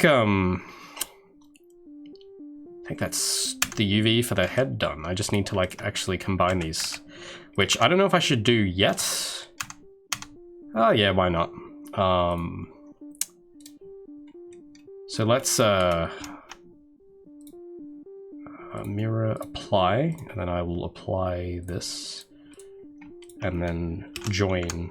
I just need to weld the verts now, and that's basically the head done.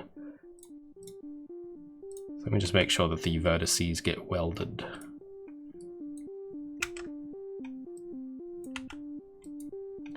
Because at the moment, they are not, and I want them to be.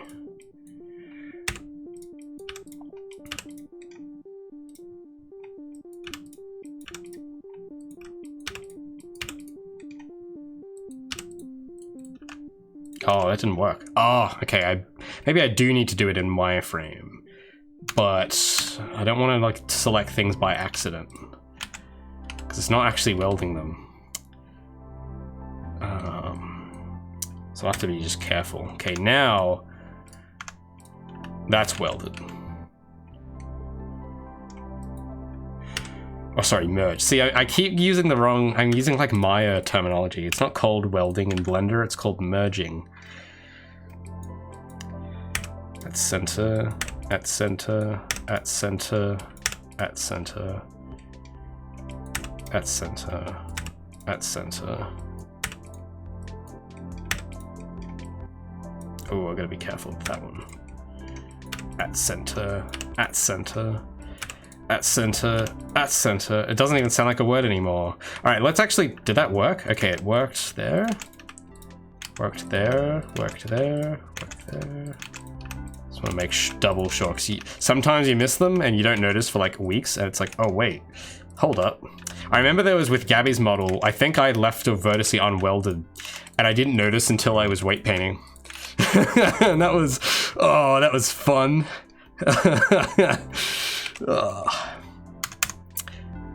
But yeah, I think that's the head done. So I know the actual model looks very plain, but because of how the edge flow and polygons are done, when you put the actual materials and stuff on it, it's gonna look exactly like the concept art. So that's gonna be pretty cool. So yeah, I know it looks really weird with the grid texture, but when you make the texture for it, trust me, it's gonna be epic. It's gonna be pretty cool. But it is 2:22 a.m. now, and I think I will call it a day. So let me just like get a good view before I save it. I'm trying to use, because I used to have a numpad, but I have a new keyboard that doesn't have a numpad, so I'm using an emulated numpad to move the viewport. But yeah, there we go. There's the we just need to do the wheel, which, I mean, now that I've learned a bit more about the different tools in Blender and aligning stuff, it might be a little easier, but we'll see.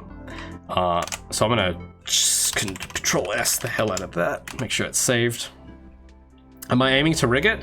I honestly, I don't know how far we'll get, because the main thing was, wait, no, okay, that's saved. So I'll tell you what the current status quo is. So what I wanted to do was, I wanted to do this during the week, live streaming it, and then during the day, I was working on a devlog.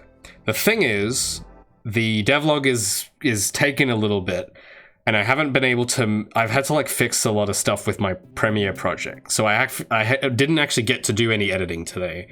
But I'm trying, because this should be an easier one to make once it gets to filming. There's just some setup work that, because I've like moved a lot of my files around, and I had to like find a bunch of missing clips. So I was basically doing that all day, and yeah. So what I want to do is, because it's going to be, because the thing is, the tough situation I'm in right now is that we did a lot this year. Like so far, it's like May, and it's been like the quickest 5 months of the whole project so far. But I haven't spent any of that time making videos because it's just been too fast. Like, we just don't have time. Like, especially with the Screen Australia stuff, I actually did have a video planned to come out before I caught side of that, but obviously I didn't plan to find that opportunity at all. So I had to drop the devlog and do the grant submission, and that was like 3 weeks. So I didn't get to work on a video then. But now it's like I have that momentum from the grant, and I want to keep that going and actually make progress on the game. But the more I do that, the more you guys are left in the dark, and you guys don't know what's happening. So the live streaming has been good, because it basically, for the people who come to watch those, you kind of get to see what's actually happening now. But the people who have only watched the devlogs are like very behind.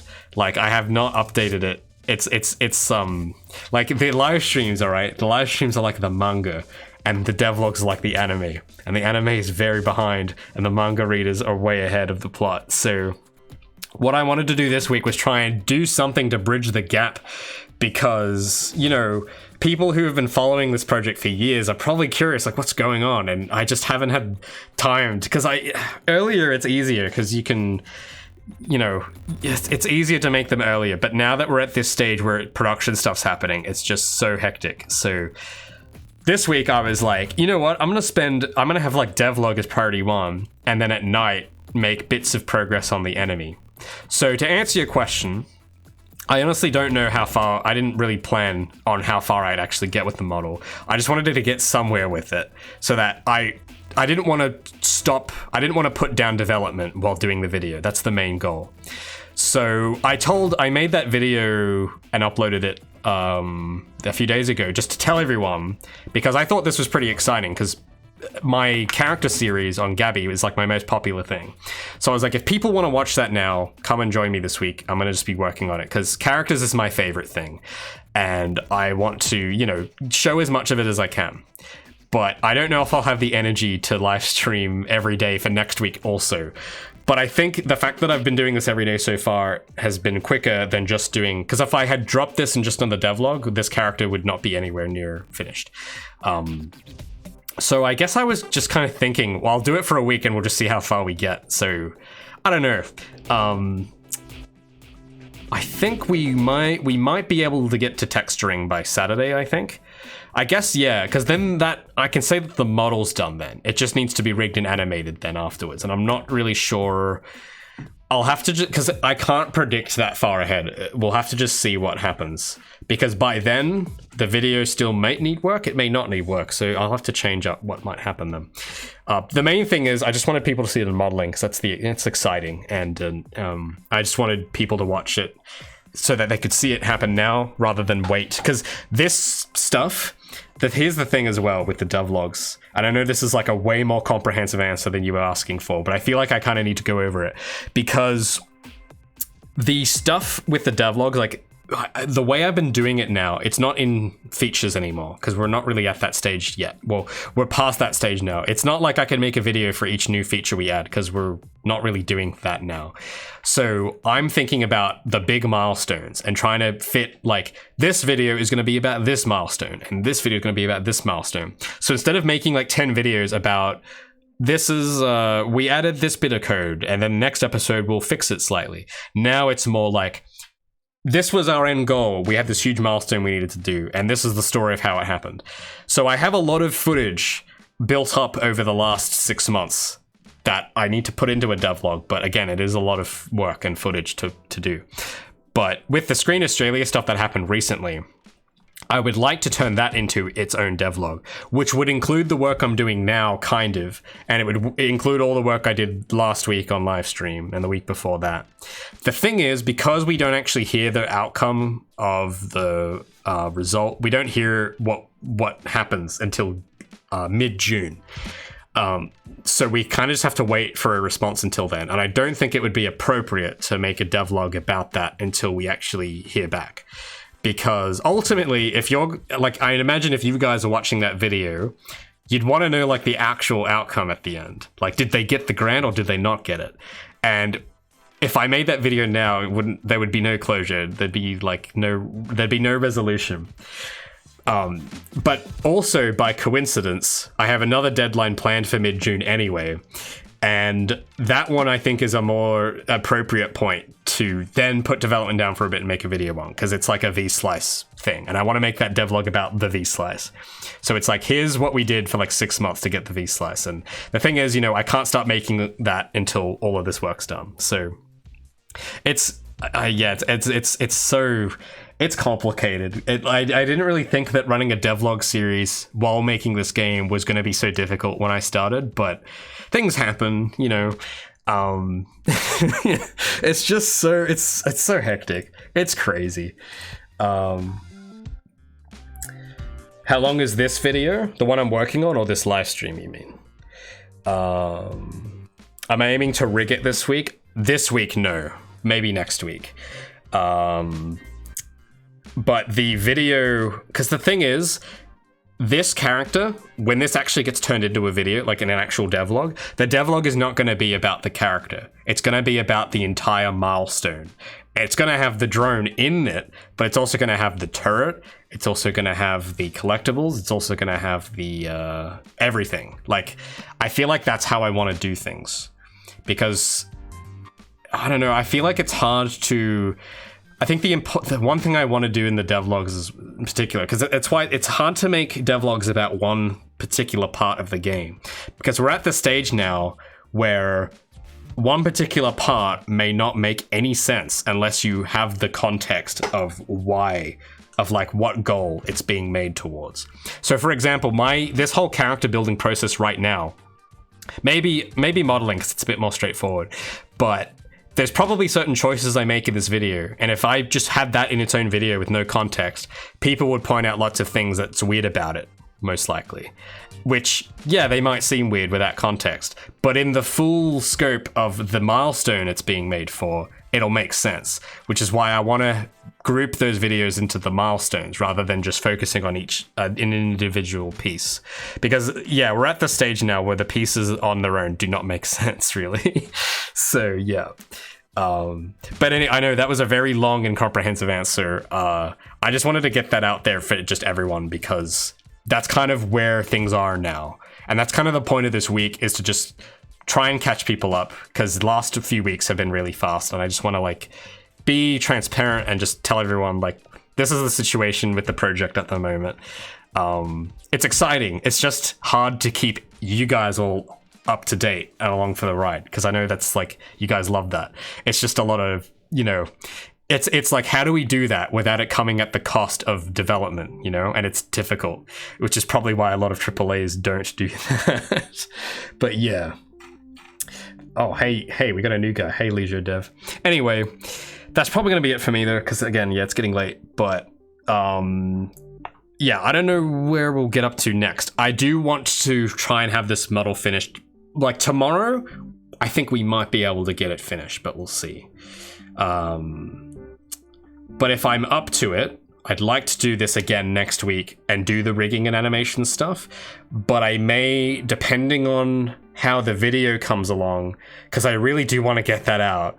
Because the video I do have in mind isn't about all this stuff. It's still more catching up from last year that I haven't covered yet. So I really just want to get that done so I can, like, that 2021 is, like, over. Like, we've finished covering that in the series. So, yeah, I want to get that done, but I don't know if I'll have the energy next week to do all that editing and do this, so we'll see. But I'm definitely going to stream as much of it as I can. I just don't know if it'll be on the same schedule as it is this week. So stick around, like follow me on Twitter and stuff, and you'll be able to kind of keep track of things. Yeah, but I'm basically going to try and do this in a way where you guys can watch it, and also a way that works for me as well, because I do, yeah, like I've got stuff to do as well that isn't this character. But anyway, I do, yeah. Another thing with these streams as well is for this week in particular, it's going to be challenging because I don't want to end them while I'm in the middle of stuff. So try and hold me a bit accountable as well, because it's probably best, even if it's like not at a climax, that I actually go to bed on time. So I'm going to need you guys to help me with that, because yeah, it's I'm starting to feel a little bit winded now after the first 2 days. But I said I was going to do the whole week, so we're going to do the whole week. But anyway, I'm gonna go now. Thanks everyone for sticking around and watching me with this model. I do appreciate the company, and it makes it more fun.